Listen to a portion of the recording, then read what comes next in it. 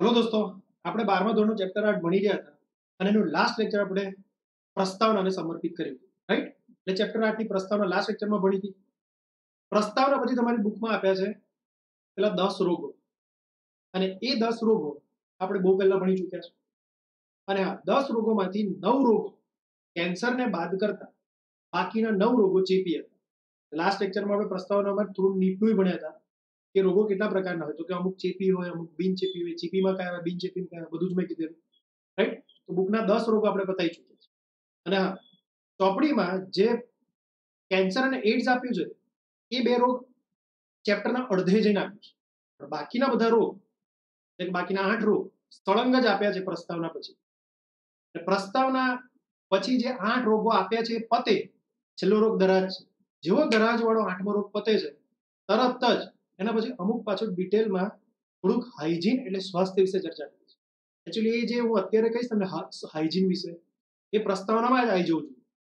પણ હવે બુકે એવું કર્યું છે કે ભાઈ પ્રસ્તાવના લખી, પછી પાછા 8 રોગો લખ્યા, અને 8 રોગો પૂરા થયા પછી પાછું હાઇજીન વિશે એટલે પ્રસ્તાવના વિશે થોડી ચર્ચા કરી છે. ફરીથી આપણે થોડીક ચર્ચા કરવી પડશે. દરાજનો રોગ પતે છે પછી જે આપ્યું છે એ પ્રસ્તાવનાનો પોર્શન, પછી આપણે એના પછીનું ઇમ્યુનિટી એટલે રોગ પ્રતિકારક શક્તિ વિશે ભણવાનું ચાલુ, રાઈટ?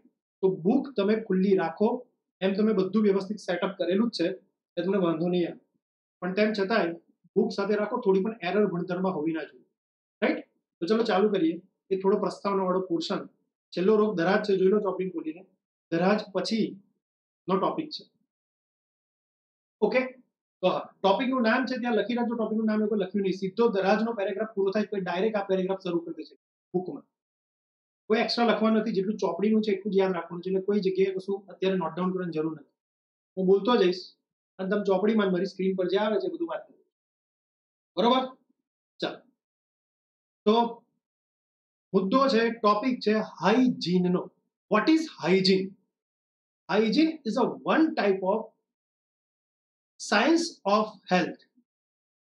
હેલ્થ માટેનું, આરોગ્ય માટેનું, સ્વાસ્થ્યની જાળવણી માટેનું સાયન્સ. હેલ્થ સાચવવી, હેલ્થની જાણકારી, સ્વાસ્થ્યની જાણકારી માટેનું સાયન્સ એટલે હાઇજીન. 100 बात की एक बात, સ્વાસ્થ્ય કેવી રીતે જળવાય, ચોખ્ખાઈ કેવી રીતે રહે, રોગોને આવતા કેવી રીતે રોકી શકાય, એના માટેના અમુક નિયમોની જાણકારી, અને એ જાણકારી લીધા બાદ એનું પાલન કરવું, એનું જ નામ હાઇજીન, બરોબર? તો દોસ્તો, હાઇજીન બે રીતે હોઈ શકે, એટલે બે રીતે હાઇજીન જાળવી શકાય. નહીં કહેતા આપણે કે હાઇજીન આ બહુ હાઇજીનિક છે એટલે આ બહુ મોંઘું છે, આ ઓછું હાઇજીનિક છે, આમાં કોઈ ગેરંટી નથી એટલે આ સસ્તું છે. એટલે કેટલીક વાર હાઇજીન હાઇજીન એવો ઘણી વાર તમે સામાજિક રીતે વર્ડ વાપરી રહ્યા છો, પણ એનો અર્થ આજે ખબર પડે છે કે વોટ ઇઝ હાઇજીન. હાઇજીન એટલે તમે ટૂંકમાં એટલું ખબર પડે, હાઇજીન એટલે કંઈક સ્ટાન્ડર્ડ લેવલનું છે. સ્ટાન્ડર્ડ લેવલનું ઇટ મીન્સ ચોખ્ખું છે, સ્વાસ્થ્યપ્રદ છે, નુકસાન નહીં કરે, રોગોને નહીં આવવા દે, એવી વસ્તુ એટલે હાઇજીનિક, ઓકે? બે રીતે હાઇજીન જાળવી શકાય. એક છે વ્યક્તિગત અને બીજી છે જન સમુદાય. કદાચ આ બુકના વર્ડમાં આટલું થોડું અઘરું પડે તમને, હું થોડા મારા વર્ડમાં તમને એક્સપ્રેસ કરીને બતાવું એટલે તમને ઈઝી પડશે, રાઈટ? મારા વર્ડમાં હું તમને કહું છું કે પર્સનલ હાઇજીન અને પબ્લિક હાઇજીન શું છે જોઈએ આપણે. શું કીધું મેં દોસ્તો? એક પર્સનલ હાઇજીન અને બીજું પબ્લિક હાઇજીન. ચલો દેખાડું તમને કેવું છે પર્સનલ. લખી રાખજો, what is personal hygiene. Personal એટલે વ્યક્તિગત, એટલે તમારે ઇન્ડિવિજ્યુઅલ, તમારે પોતે શું ચોખ્ખાઈ રાખવી જોઈએ પોતાના માટે, અને બીજું છે પબ્લિક, એટલે તમારે જન સમુદાય માટે બહાર પબ્લિકમાં કેવી રીતે કયા નિયમોનું પાલન કરવું જોઈએ હાઇજીન જાળવવા. બે વસ્તુ છે, જોઈએ એક પછી એક. ચાલો, નંબર 1, પહેલા પર્સનલ જોઈએ. શું નહીં યાર, પર્સનલમાં હું પહેલા કહી ચૂક્યું, પર્સનલમાં એકની એક વાત લોકો ચાવી ચાવીને ચીકણી કરે છે. વ્યક્તિગત હાઇજીન, પર્સનલ હાઇજીન, પર્સનલ સ્વાસ્થ્યની જાળવણી, એનો અર્થ કે એકદમ ચોખ્ખા રહેવું જોઈએ, રોજ નવું ધોવું જોઈએ, સાફ સુથરા રહેવું જોઈએ, સારું ખાવું જોઈએ, સ્વાસ્થ્યપ્રદ ખોરાક ખાવો જોઈએ, ખાવાનું નિયંત્રણ હોવું જોઈએ, ના ઓછું ના વધારે માપનું ખાવું જોઈએ. ખ્યાલ આવ્યો?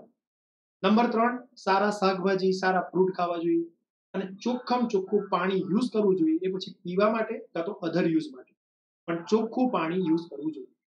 ખ્યાલ આવ્યો? આટલું વ્યક્તિગત સ્વચ્છતામાં છે. વાંચી લો. વ્યક્તિગત સ્વચ્છતામાં શરીરને ચોખ્ખું રાખવું, પીવા માટે શુદ્ધ પાણી, ખોરાક, શાકભાજી વગેરેના સેવનનો સમાવેશ થાય છે. ઓકે, તો આ પત્યું પહેલો નંબર. હવે બીજો નંબર, સમૂહમાં રહેશો, જ્યારે બહાર જશો તો પબ્લિકમાં રહેશો તો પબ્લિકમાં કેવી રીતે હાઇજીન જાળવશો, એનું નામ છે પબ્લિક હાઇજીન. ઓકે, તો પબ્લિક હાઇજીનમાં કશું નહીં, અલગ અલગ 3-4 નિયમો કહું. પહેલો નિયમ, પહેલું જો પોલ્યુશન થતું હોય ને તો એ છે ભૂમિનું અને વોટરનું, પાણીનું અને જમીનનું પ્રદૂષણ અટકાવો. એનો અર્થ કે જે તમને ઇમેજમાં દેખાય છે એ રીતે નાના બાળકો જે કરે છે, એટલા નાના બુદ્ધિવાળા બાળકો જો કરી શકે છે તો મોટી બુદ્ધિવાળા આપણે લોકો આ કરી શકીએ. મોદી સરકાર કઈ કઈને થાકી કે સ્વચ્છતા જાળવો, સ્વચ્છતા જાળવો, સ્વચ્છતા જાળવો. પણ ના, આ તો પાન પડીકી ખાઈને તે નાખવાનું, પેપરના પડીકા ખાઈને નાખવાનું. દરેક ઘરડા, યુવાન અને બાળક, બધી જ એજના વ્યક્તિઓ કોઈ આનું પાલન કરી શકતા નથી. બધાની વાત નથી કરતો, જે નહીં કરતા એની વાત કરું. ખ્યાલ આવે છે? તો પોતાનામાં જે સભાનતા ના હોય તો પબ્લિકને શું સમજાવે, પબ્લિકને શું એ એના માટે પ્રેરિત. તો પહેલી વસ્તુ છે યોગ્ય જગ્યાએ કચરાનો નિકાલ કરો. લખ્યું છે જન સમુદાયના સ્વચ્છતામાં પહેલું નકામા તેમજ ઉત્સર્ગ પદાર્થ, નકામો કચરો અને ઉત્સર્ગ પદાર્થનો યોગ્ય રીતે નિકાલ કરો. તમારી સ્ક્રીન સામે દોસ્તો તમને દેખાતું હશે રોગ પ્રતિકારક શક્તિ, જે સૌથી આઈએમપી ટોપિક છે આ ચેપ્ટરનો. ઓકે, આજથી ભણવાનું ચાલુ કરીએ, જોઈએ છે કેટલા લેક્ચર થાય છે, એટલું ડિટેલમાં તમે કેટલી વારમાં સમજી શકો છો. ટોપિકનું નામ છે ઇમ્યુનિટી, એટલે પ્રતિકારક, ઇમ્યુનો સિસ્ટમ એટલે રોગ પ્રતિકારક. તો પહેલા તો 2 વર્ડ અત્યારે લખી રાખો, કારણ કે મને વારંવાર જરૂર પડશે. આમ તો મેં સમજાવ્યું છે એડ્સ ભણાવ્યું ત્યારે, તેમ છતાં અત્યારે મને લખી રાખો, બરોબર? એટલે મને ખબર પડે બોલવાની. ઘડી ઘડી હું અટવાઉં નહીં બોલતા. તમને ખબર નહીં હોય તો મારે વારંવાર એકની એક વાત કયા કરવી પડશે, અને મને સમજ નહીં પડે તો સમજ પડી કે ના પડે. ખ્યાલ આવે? મને કંઈક એવું થાય શક કે ભાઈ તમને કદાચ સમજ પડી છે કે નહીં પડી જ નહીં, એટલે હું પાછું વારંવાર એકની એક વાત બોલ્યા કરું. કદાચ તમને ખબર પડી ગઈ હોય તો એ ટાઈમ બગડે. એટલે બેટર છે કે અત્યારે એક જ વાર બોલીશ, સમજી લો, ભાઈ વારંવાર નહીં બોલું, બરોબર? એક છે, પહેલા કીધેલું જ છે પણ તોય લખી રાખો, એન્ટીજન, અને બીજું છે એન્ટીબોડી. શું છે એન્ટીજન, એન્ટીબોડી? તમને ખબર જ છે, એડ્સમાં મેં કહી ચૂક્યો હતો, પણ અત્યારે વ્યવસ્થિત કહું. લખવું હોય તો લખી રાખો. પહેલા એન્ટીજન, સાંભળો. વાયરસ, બેક્ટેરિયા, કૃમિ, પ્રજીવ, ફૂગ કે કોઈ ઝેરી રસાયણ જે બાહ્ય પર્યાવરણમાંથી આપણા શરીરમાં પ્રવેશે અને આપણને નુકસાન કરે, આપણામાં રોગ પેદા કરે, આપણામાં અસ્વસ્થતા પેદા કરે, તો એવી વસ્તુને એન્ટીજન કહેવાય. બસ, બહુ સ્પષ્ટ, એકદમ સારી વ્યાખ્યા બોલ્યો. ફરી એકવાર શું કહું? વાયરસ, બેક્ટેરિયા, કૃમિ, પ્રજીવ, ફૂગ કે કોઈ ઝેરી રસાયણ, ટોક્સિક મટીરિયલ, ટોક્સિક કેમિકલ જે બાહ્ય પર્યાવરણમાંથી આપણા શરીરમાં પ્રવેશે અને આપણને નુકસાન કરે, આપણામાં અસ્વસ્થતા પેદા કરે, આપણામાં રોગ પેદા કરે, તો એને કહેવાય એન્ટીજન. એટલે બહારની કોઈ વસ્તુ આપણી અંદર આવી, મેં સરળ ભાષામાં ક્યારનો બોલું છું આખા જગતમાં, આતંકવાદી, આપણી બોડીમાં પ્રવેશતા આતંકવાદી, આપણા બોડી નામના દેશમાં પ્રવેશતા આતંકવાદી એટલે એન્ટીજન. લખી રાખો વ્યવસ્થિત વ્યાખ્યા. ચલો, હવે એના પછી બીજી વ્યાખ્યા, એન્ટીબોડી. શું કીધું? એન્ટીબોડી. એન્ટીબોડી એટલે હવે આતંકવાદી તો પ્રવેશી ગયા, હવે એ આતંકવાદીને મારવા આપણી બોડીમાં અમુક પ્રોટીન બનશે, એને કહેવાય એન્ટીબોડી. આપણા લસિકા કણ એટલે આપણા એક પ્રકારના શ્વેત કણ બોડીમાં એવા પ્રોટીન બનાવશે કે જે આ એન્ટીજન સામે મેચ થઈ જાય અને એને સ્ટ્રક્ચર સાથે મેચ થઈને મારે, એને કહેવાય એન્ટીબોડી. પહેલા કીધેલું છે પણ અત્યારે મારી ફરજ હતી એટલે વ્યવસ્થિત કીધું. ઓકે, રફલી તમે એવું કરી પણ રાખો કે દરેક એન્ટીજન માટે, સાંભળવાની વાત, દરેક એન્ટીજન માટે અલગ અલગ એન્ટીબોડી હોય. કારણ કે દરેક વાયરસ, ચલો આ વાયરસ છે, માનો આ વાયરસનું સ્ટ્રક્ચર આવું છે, આવા વાયરસના સ્ટ્રક્ચર માટે એની સાથે મેચ થાય એવો જ એન્ટીબોડી બનતો હશે બોડીમાં. એટલે એ વાયરસ અંદર આવે, વાયરસ અંદર આવ્યા પછી આપણી બોડી ઓળખે, આપણા લસિકા કણ, આપણા શ્વેત કણ એને ઓળખીને એના અગેન્સ્ટ, એના સ્ટ્રક્ચર સાથે મેચ થાય એવું એક પ્રોટીન બનાવે, એ પ્રોટીન એની સાથે બાઇન્ડ થાય અને પછી એને ડિસ્ટ્રોય કરે, આતંકવાદીને મારી. આ તો આપણો એન્ટીબોડી, આ તો એન્ટીજન. એન્ટીજન, બરોબર. તો દરેક એન્ટીજન માટે, દરેક આતંકવાદી માટે, દરેક વાયરસ બેક્ટેરિયા માટે અલગ અલગ પ્રકારના એન્ટીબોડી બોડીમાં બને. એ આયા પછી ને ઓળખે પછી બને. એનો અર્થ કે કહેવાનો અર્થ કે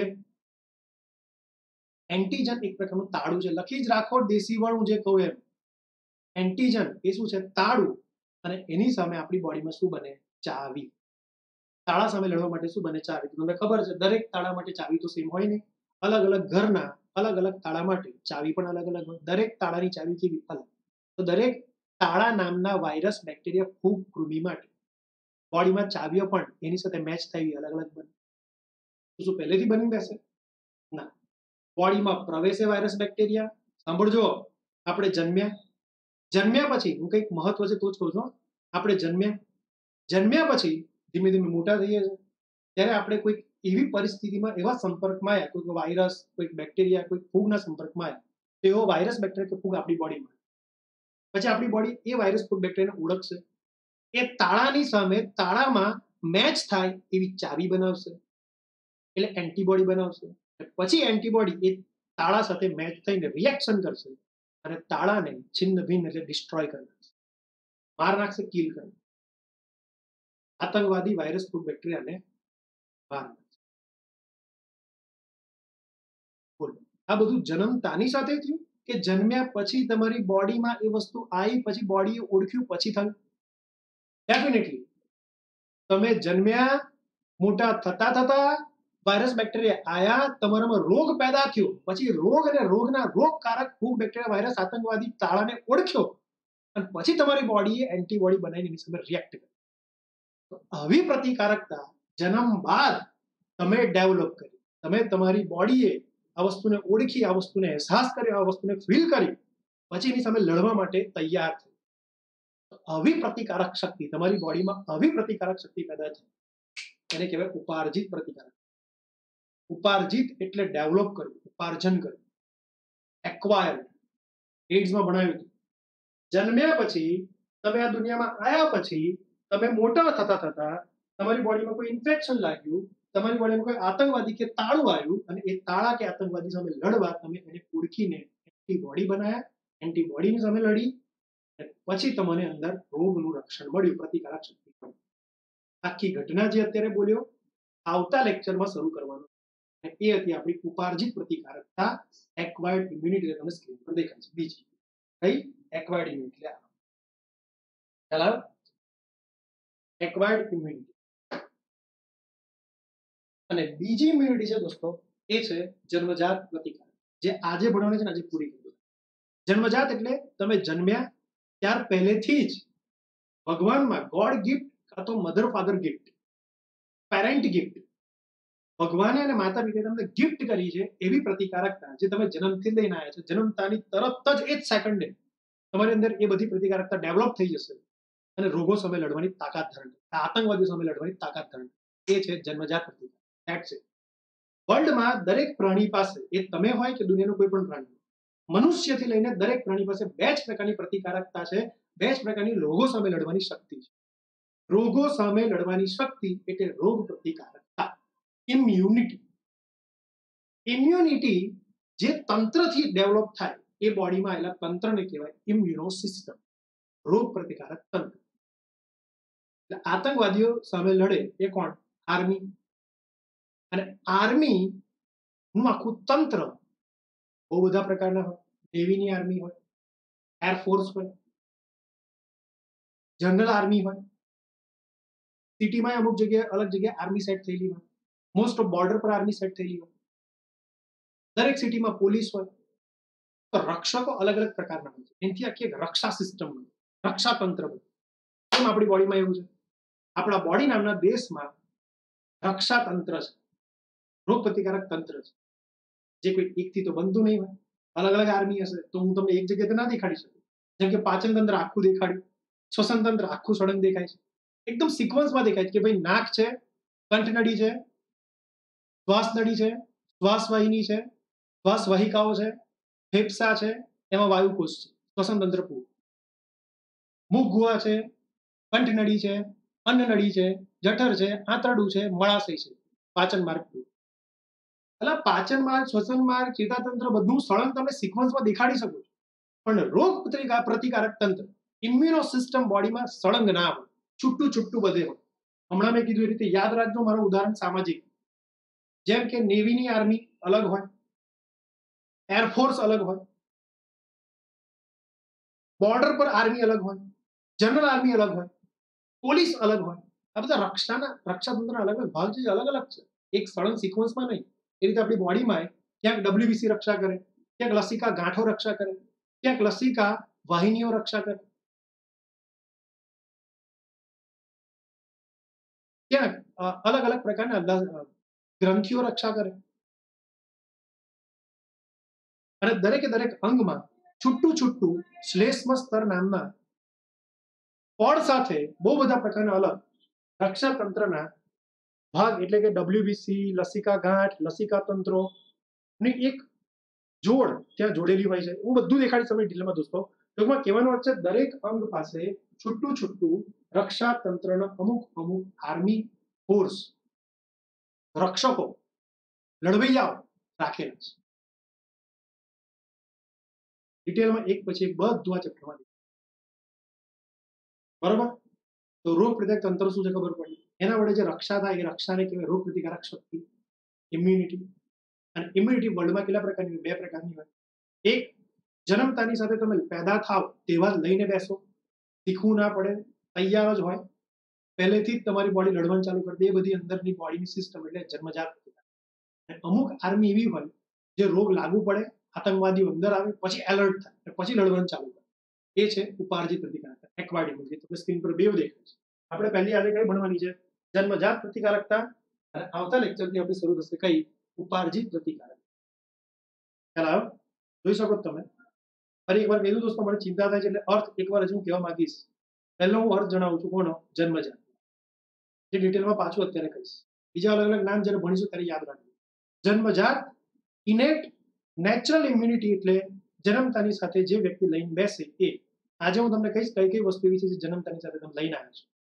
જન્મતાની સાથે લઈને આવ્યા છો અને રક્ષા કરતી રહી છે. પહેલા દિવસે જે સેકન્ડે તમે જન્મ્યા પૃથ્વી ઉપર તમે આવ્યા, તે જ સમયથી તમારી અંદર એ રક્ષણ કરે છે.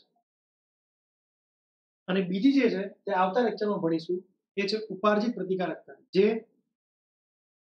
જન્મ્યા પછી મોટા થાવ ત્યારે તમને રોગ લાગે, રોગકારક આવે, પછી તમારી બોડી એને સમજીને એ તાળાઓની અગેન્સ્ટ ચાવી બનાવે, એન્ટીબોડી. બરોબર? નેક્સ્ટ લેક્ચરથી અઘરી વસ્તુ ચાલુ થશે. આજે બહુ જ સરસ મેં એનિમેશન કરીને બનાવેલું છે મારી સમજણ છે, જન્મજાત પ્રતિકાર એ પતાવી. બરોબર? ઓકે. એટલે અહીં ચોપડીમાં એવો પ્રશ્ન પૂછે છે કે તમને એવો પ્રશ્ન નહીં થતો કોઈ દિવસ કે જે આપણે બધા છે એને તો કેટલા બધા રોગો લાગુ પડે, રોજે રોજ આપણે રોગોથી પરિચિત છે, રોગો આપણને લાગુ પડી શકતા હોય, પણ તેમ છતાં કેમ રોગ નહીં થતા? રોજ રોજ આપણે ઘણા બધા રોગકારકોનો, રોગ કરતા આતંકવાદીઓનો સામનો કરીએ છીએ.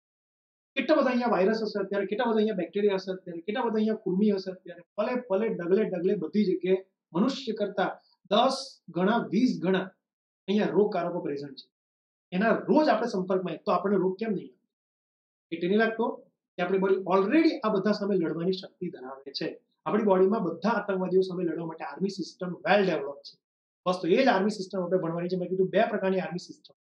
એક જન્મથી લઈ આવીએ જન્મજાત રોગ પ્રતિકાર.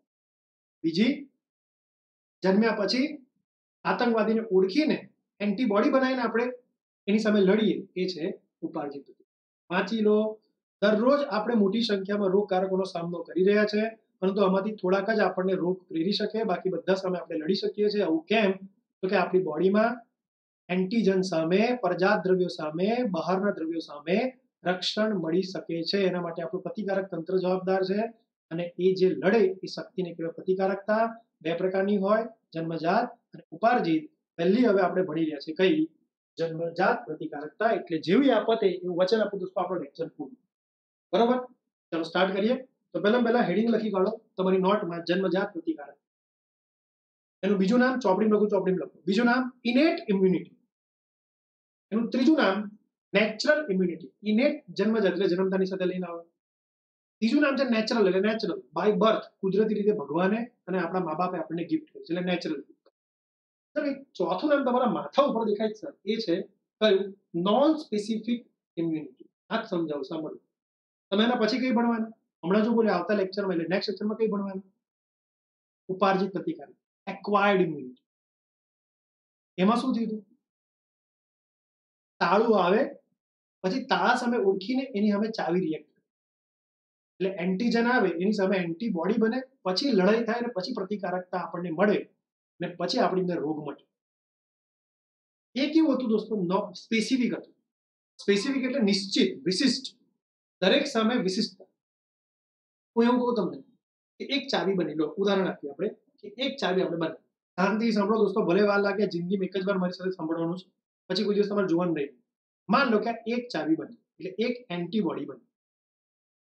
હવે શું આ એન્ટીબોડી આ વાયરસ સામે લડી શકશે?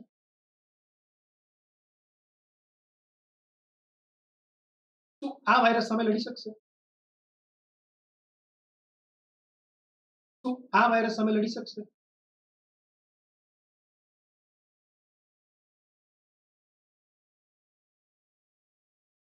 ના. 3 વાયરસમાંથી આ જ વાયરસ સાથે લડી શકશે. આ જ વાયરસ સાથે આની સામે લડી નહીં શકે. કારણ કે એનું સ્ટ્રક્ચર જ ભગવાને એવું બનાવ્યું છે આપણી બોડીમાં કે એ આવા વાયરસ સાથે જ મેચ થઈ શકે. જો આવા વાયરસ સાથે જ મેચ થઈ શકે, જોડાઈ શકે. બાકી ના આ જોડાઈ શકશે, ના આ જોડાઈ શકશે. જોડાશે તો ખાલી આ લોકો છે. તો દરેક એન્ટીબોડી આવતા લેક્ચરમાં ભણવાની ઉપાર્જિત પ્રતિકારકતામાં એન્ટીબોડી બનશે. અને એન્ટીબોડી બનશે, એ એન્ટીબોડી સ્પેસિફિક હશે. બધા એન્ટીબોડી બધી ચાવીઓ બધા તાળા સામે, બધા એન્ટીજન સામે નહીં ચાલે. દરેક તાળા સામે ચલાવવા માટે સ્પેશિયલ અલગ અલગ ચાવી બનાવવી પડશે. એનો તે વિશિષ્ટ છે, સ્પેશિયલ છે, સ્પેસિફિક છે. આજે જે ભણીએ છીએ આવતા વાળી લેક્ચર વાળી તો વિશિષ્ટ છે, સ્પેશિયલ છે, સ્પેસિફિક છે. અમુક સામે અમુક જ ચાલે. પણ આજે જે ભણીએ છીએ એ કોમન છે, બધા માટે કોમન. કોઈ પણ આવે, આ ત્રણે ત્રણમાંથી કોઈ પણ વાયરસ આવે, નિયમ એક જ, સરખી રીતે ત્રણે સામે લડવું. એ છે જન્મજાત. એટલે જન્મજાત નોન સ્પેસિફિક છે. આ સમજ પણ સમજાવો. હમણાં હું આમાં થોડી વાર પછી ચર્ચા કરીશ કે આપણી સ્કિન, તો આપણી સ્કિન ન્યુમોનિયાના બેક્ટેરિયા સામે અલગ રીતે લડે, ટાઇફોઇડના બેક્ટેરિયા સામે અલગ રીતે લડે, ધરાત સામે અલગ રીતે લડે ના. એ પછી ફૂગ હોય, બેક્ટેરિયા હોય કે વાયરસ હોય, દુનિયાનો કોઈ પણ કેમ સજીવ નથી, એ પરજાત સજીવ આપણી અંદર આવે તો સ્કિન બધા સામે સેમ રીતે લડે. એના માટે કે અલગ અલગ આતંકવાદીઓ સામે અલગ અલગ રીતે લડવાની સિસ્ટમ નથી. બધા સામે સેમ નિયમ કે ભાઈ પરસેવો ઉત્પન્ન કરો, એમાં લેક્ટિક એસિડ હોય, પીએચ વધી ગઈ, સોરી પીએચ એસિડિક થઈ ગઈ, એસિડિક પીએચ સૂક્ષ્મજીવ મરી ગઈ. સ્કિનમાં કેરેટીન છે, કોઈ પણ વસ્તુને જલ્દીથી અંદર પેનેટ્રેટ નહીં થવા દે, ઘૂસવા નહીં. સેમ નિયમ છે યાર, બધાનો સેમ. સ્કિન બધા સામે સેમ રીતે લડે. આપણા જઠરમાં રહેલું એચસીએલ બધા સામે સેમ રીતે લડે. આપણી આંખમાં આવેલા આંસુ બધા સામે સેમ લડે. આપણા લાળ રસ, મોઢામાં આવેલો લાળ રસ, એ પણ બધા સાથે સેમ રીતે લડે. એટલે હું આજે જેટલું કંઈક કહીશ, વચન આપું દોસ્તો, બધી વસ્તુ એ દુનિયાનો કોઈ પણ એન્ટીજન એટલે તાળું બોડીમાં બધા તાળા સામે, બધા એન્ટીજન સામે, બધા રોગકારક સેમ રીતે લડે. સ્પેસિફિક નથી, અલગ અલગ માટે અલગ અલગ નિયમો નથી. એટલે નામ કીધું નોન સ્પેસિફિક. અત્યંત આઈએમપી હતું એટલે મેં તમને આ વ્યવસ્થિત સમજાવ્યું. બરોબર? ઓકે. તો અલગ અલગ નામ લખી છે. જન્મથી મળે છે એટલે જન્મજાત, ઇનેટ અથવા નેચરલ નું અંગ્રેજી નામ, અને બહુ સરસ નામ નોન સ્પેસિફિક, બિનચોક્કસ. ઓકે. જન્મજાત પ્રતિકારકતા બિનચોક્કસ છે, જન્મ સમયથી જ હાજર હોય છે, અને આમાં અલગ અલગ પ્રકારના બેરિયર હોય છે, અવરોધ હોય છે, આવરણ હોય છે. નોટ કિયા જાય, અલગ અલગ પ્રકારના બેરિયર અથવા અલગ અલગ પ્રકારના આવરણ અથવા અલગ અલગ પ્રકારના અવરોધ હોય છે. બેરિયર એટલે અવરોધ. એટલે બોડીમાં અલગ અલગ પ્રકારની, જેમ કે સ્કિનનું આવરણ, હમણાં થોડી વાર પછી કે દરેક અંગોની અંદર પોલાણમાં શ્લેષ્મ સ્તરનું આવરણ દેખાડું છું હમણાં. તો અલગ અલગ આવરણો છે, બેરિયર છે, જે બહારથી અંદર પ્રવેશતા આતંકવાદીઓને અટકાવે, રોગ કરતા અટકાવે. બસ એ જોવાનું છે, જન્મથી લઈને આવ્યા છે. સર કેટલા પ્રકારની પ્રતિકારકતા હોય, એટલે કેટલા પ્રકારના અંતરાય. અંતરાય એટલે પ્રતિકારક કેવું સમજો. જન્મજાત પ્રતિકારકતાના અત્યારે પ્રકાર ભણાવું છું, પણ એને હું બોલ કરીશ બેરિયર. એટલે અલગ અલગ પ્રકારના આવરણ. પહેલો અવરોધ, પહેલો આવરણ છે એ છે ફિઝિકલ બેરિયર. ફિઝિકલ બેરિયર એટલે હું જરા ભૂસી કાઢું તો તમને બરોબર દેખાય. એટલે શું ફિઝિકલ બેરિયર એટલે શું એ થોડી વાર પછી દેખાડું. એના પછી નંબર બે છે દેહ ધાર્મિક અંતરાય એટલે ફિઝિયોલોજીકલ બેરિયર. એ પણ શું છે થોડી વાર પછી જોઈએ. એના પછી ત્રીજું છે કોષાંતરીય અંતરાય એટલે સેલ્યુલર બેરિયર, કોષ સ્તરે બેરિયર. ચોથું છે કોષના રસ સ્તરીય બેરિયર, કોષ રસ સ્તરીય બેરિયર એટલે આવરણ, સાઇટોકાઇન બેરિયર. જોઈએ ડિટેલમાં. અને પાંચમું જે બુકમાં ચાર જ છે, હું એક એક્સ્ટ્રા ભણીશ નીટ માટે, એ છે સોજાનો અંતર, ઇન્ફ્લામેટરી બેરિયર. ચલો છોડો ને. જન્મથી તમે દોસ્તો 5 એવી વસ્તુ લઈને આવો છો, 5 એવા આવરણ લઈને આવો છો, 5 એવા અવરોધ લઈને આવો છો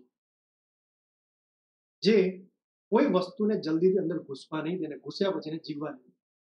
देखते हैं कौन कौन से, चलिए 5 दिख रहे हैं आपको. नंबर 1 कयो? फिजिकल बेरियर, शारीरिक अंतराय. એટલે બહારથી એવું આવરણ પ્રેઝન્ટ હોય બહાર ને અંદર કે જે કોઈ વસ્તુને જલ્દીથી અંદર નહીં આવે. પહેલું જ મને યાદ આવે તો ત્વચા. દોસ્તો ત્વચા મેં હમણાં જ કીધું સ્કિનમાં, મારી સ્કિન એટલી પ્રોટેક્ટિવ છે કે મારી સ્કિનમાં કેરેટીનનું લેયર છે, એટલે એટલું જાડું સ્તર છે કેરેટીનનું. મેં ભણેલી સ્કિન તમને, તો મારી બોડીમાં સ્કિનમાં જેટલું જાડું સ્તર છે કેરેટીનનું એ જલ્દીથી કોઈ વસ્તુ અંદર નહીં આવી શકે. બીજું મહત્વ, મારી બોડીમાં સ્કિનમાં પરસેવો ઉત્પન્ન થાય, પ્રશ્વેત ગ્રંથિમાંથી પરસેવો ઉત્પન્ન થાય, અને એ પરસેવો લેક્ટિક એસિડ થાય. લેક્ટિક એસિડ એટલે એસિડ, એટલે પરસેવાના લેક્ટિક એસિડના કારણે હંમેશા ત્વચામાં પીએચ ઓછી રહેશે, 3 થી 5 ની આસપાસ.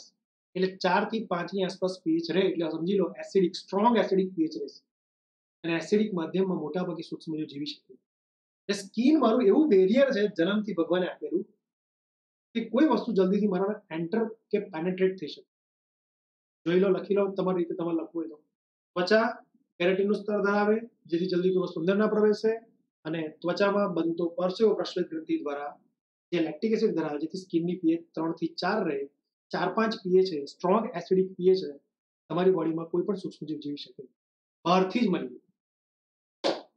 બીજી વસ્તુ, સર તમે સ્કિન તો કહી દીધું, પણ ઘણો બધો ઓપન ભાગ છે, જેમ કે તમારું નાક છે, તમારી આંખ છે, તમારું મોઢું છે, એના થ્રુ બાય ચાન્સ બોડીમાં કંઈ જતું રહ્યું તો શું?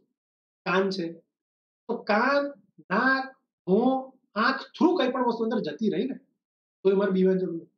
કેમ કે મારો શ્વસન માર્ગ, મારો પાચન માર્ગ, મારો મૂત્રજનન માર્ગ કે મારા બોડીમાં બધા જ અંગો, મારી બોડીના બધા જ અંગો, આ તો અહીંયા લખ્યું છે એટલે હું તમને 3 વસ્તુ બતાવીશ. બાકી બોડીમાં આવેલા બધા જ અંગોની અંદર મેં ભણાયેલું છે. 11મું ધોરણ ચેપ્ટર નંબર 7 ઓલરેડી યુટ્યુબ પર બધા વિડીયો મૂકેલા છે પેશીના. તો 11મા ધોરણ ચેપ્ટર 7માં પેશીમાં મેં તમને ભણાયેલું છે કે દરેક અંગોની અંદરનું પોલાણ, मेरी बात सुनिए, દરેક અંગોની અંદરનું પોલાણ એ શ્લેષ્મસ્તર નામના અધિચ્છદીય પેશીથી બનેલું છે. શું કીધું? શ્લેષ્મસ્તર નામના અધિચ્છદીય પેશીથી બનેલું છે. દેખાય છે આવી શ્લેષ્મસ્તર નામની અધિચ્છદીય પેશી છે. શ્લેષ્મસ્તર અધિચ્છદીય પેશીથી મને ખબર પડી. અધિચ્છદીય પેશી મેં તમને ભણેલું, સૌથી નીચે આધાર કલા હોય, એની ઉપર સ્તંભાકાર કોષો હોય, અને સ્તંભાકાર કોષોમાં વચ્ચે 3-4 સ્તંભાકાર કોષો ભેગા થઈને એક મોટો ગોબલેટ સેલ એટલે શ્લેષ્મસ્ત્રાવી કોષ બનાવે, જે શ્લેષ્મનો સ્ત્રાવ કરે. અને આ શ્લેષ્મનો સ્ત્રાવ કરે જેના કારણે હંમેશા આ શ્લેષ્મસ્તર નામની પેશી, અધિચ્છદીય પેશી જેને મેં કીધું શ્લેષ્મસ્તર, એ હંમેશા ચીકણી રહે, ભીની રહે, જેથી કોઈ પણ અંદર પ્રવેશે. લાઈક મારો શ્વસન માર્ગ છે, તો શ્વસન માર્ગમાં મારી શ્વાસ નળી છે, તો શ્વાસ નળીમાં અંદરના પુરણમાં શ્લેષ્મસ્તર હશે. એ શ્લેષ્મસ્તર એટલે આ અધિચ્છદીય પેશીના કોષોનું સ્તર માં આવેલા શ્લેષ્મસ્ત્રાવી કોષ ગોબલેટ સેલ સતત શ્લેષ્મસ્ત્ર સ્ત્રાવ કરશે. એટલે જેવું કોઈક સૂક્ષ્મ જીવ છે, ડસ્ટ છે, કાં તો કોઈ પણ ઝેરી વસ્તુ અંદર ગઈ તો ત્યાં ચોંટી જશે, શ્વાસ નળીમાં ત્યાં ચોંટી જશે. આ નંબર 2, દરેકની ઉપર પક્ષમાં આવેલા, દરેક કોષોની ઉપર શું આવેલા? પક્ષમાં, જે આમ એક જ દિશામાં યુનિડાયરેક્શનમાં ફ્લો કરાવે દ્રવ્યો. એટલે જો દ્રવ્યો અંદર ગયા તો એ શ્લેષ્મના કારણે ચોંટી જશે, અને ચોંટેલા દ્રવ્યો પક્ષમાં, સિલિયા એટલે પક્ષમાં, એને બહાર ધકેલશે, એટલે થોડી વારમાં બોડીની બહાર આવી જશે. પહેલો ફાયદો, શ્લેષ્મ સ્તર બોડીની અંદર હોય, દરેક અંગોની અંદરનું પોલાણ શ્લેષ્મ સ્તરથી બને. શ્લેષ્મ સ્તર શાનું બને? તો કે શ્લેષ્મ સ્તર અધિચ્છદીય પેશીના કોષોથી, મોટા ભાગે સ્તંભાકાર અધિચ્છદીય પેશીના. દરેક અધિચ્છદીય પેશી હોય તો એના કોષો કોની પર ગોઠવેલા હોય? આધાર કલા. પૂરી મેં તમને દેખાડી છે. આધાર કલા ઉપર આધાર કલા ઉપર કોણ ગોઠવાયેલા છે? સ્તંભાકાર કોષો. સ્તંભાકાર કોષો ની ઉપર શ્લેષ્મ છે. શ્લેષ્મની સાથે પક્ષમો છે. શ્લેષ્મ દ્રવ્યને ચોંટાડશે અને પક્ષમો બોડીની બહાર. એની ડાઉટ ફ્રેન્ડ્સ? થઈ ગયું કમ્પ્લીટ? આ ચલો હવે આગળ વધીએ. તો આ હતો આપણો શારીરિક અંતર, બહારથી અંદર. તમારી બુકમાં મેં તમને કીધું 3 જ ઉદાહરણ આપ્યા છે, પણ શ્લેષ્મ આખી બોડીના બધા અંગોના અંદરના પોલાણમાં હોય, ભૂલ ના કરતા, પણ બુકમાં આપ્યું છે શ્વસન માર્ગ, પાચન માર્ગ અને મૂત્રજનન. પાચન માર્ગ વાળામાં મોટા ભાગે પક્ષમો નહીં. પાચન માર્ગમાં આ રીતે સ્તંભાકાર, લાદીસમ, ઘનાકાર કોષો તો હોય જ, એટલે શ્લેષ્મ સ્તર તો હોય જ આખા પાચન માર્ગ, પણ ત્યાં પક્ષમો નથી હોય. બાકી શ્વસન માર્ગ અને મૂત્રજનન માર્ગમાં પક્ષમો. બરાબર? તમે 3 વસ્તુ કહી દીધી. ચલો હવે આગળ વધીએ. ચોપડી શું આપી જોઈએ.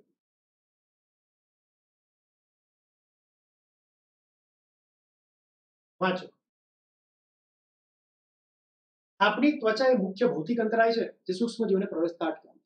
તે ઉપરાંત શ્વસન માર્ગ, મૂત્રજનન માર્ગ અને જઠરાંતરીય માર્ગ એટલે પાચન માર્ગ માં આવેલી અધિચ્છદીય પેશીનું શ્લેષ્મ આવરણ શ્લેષ્મ સ્તર જે પણ જીવાણુઓને પ્રવેશતા અટકાવે.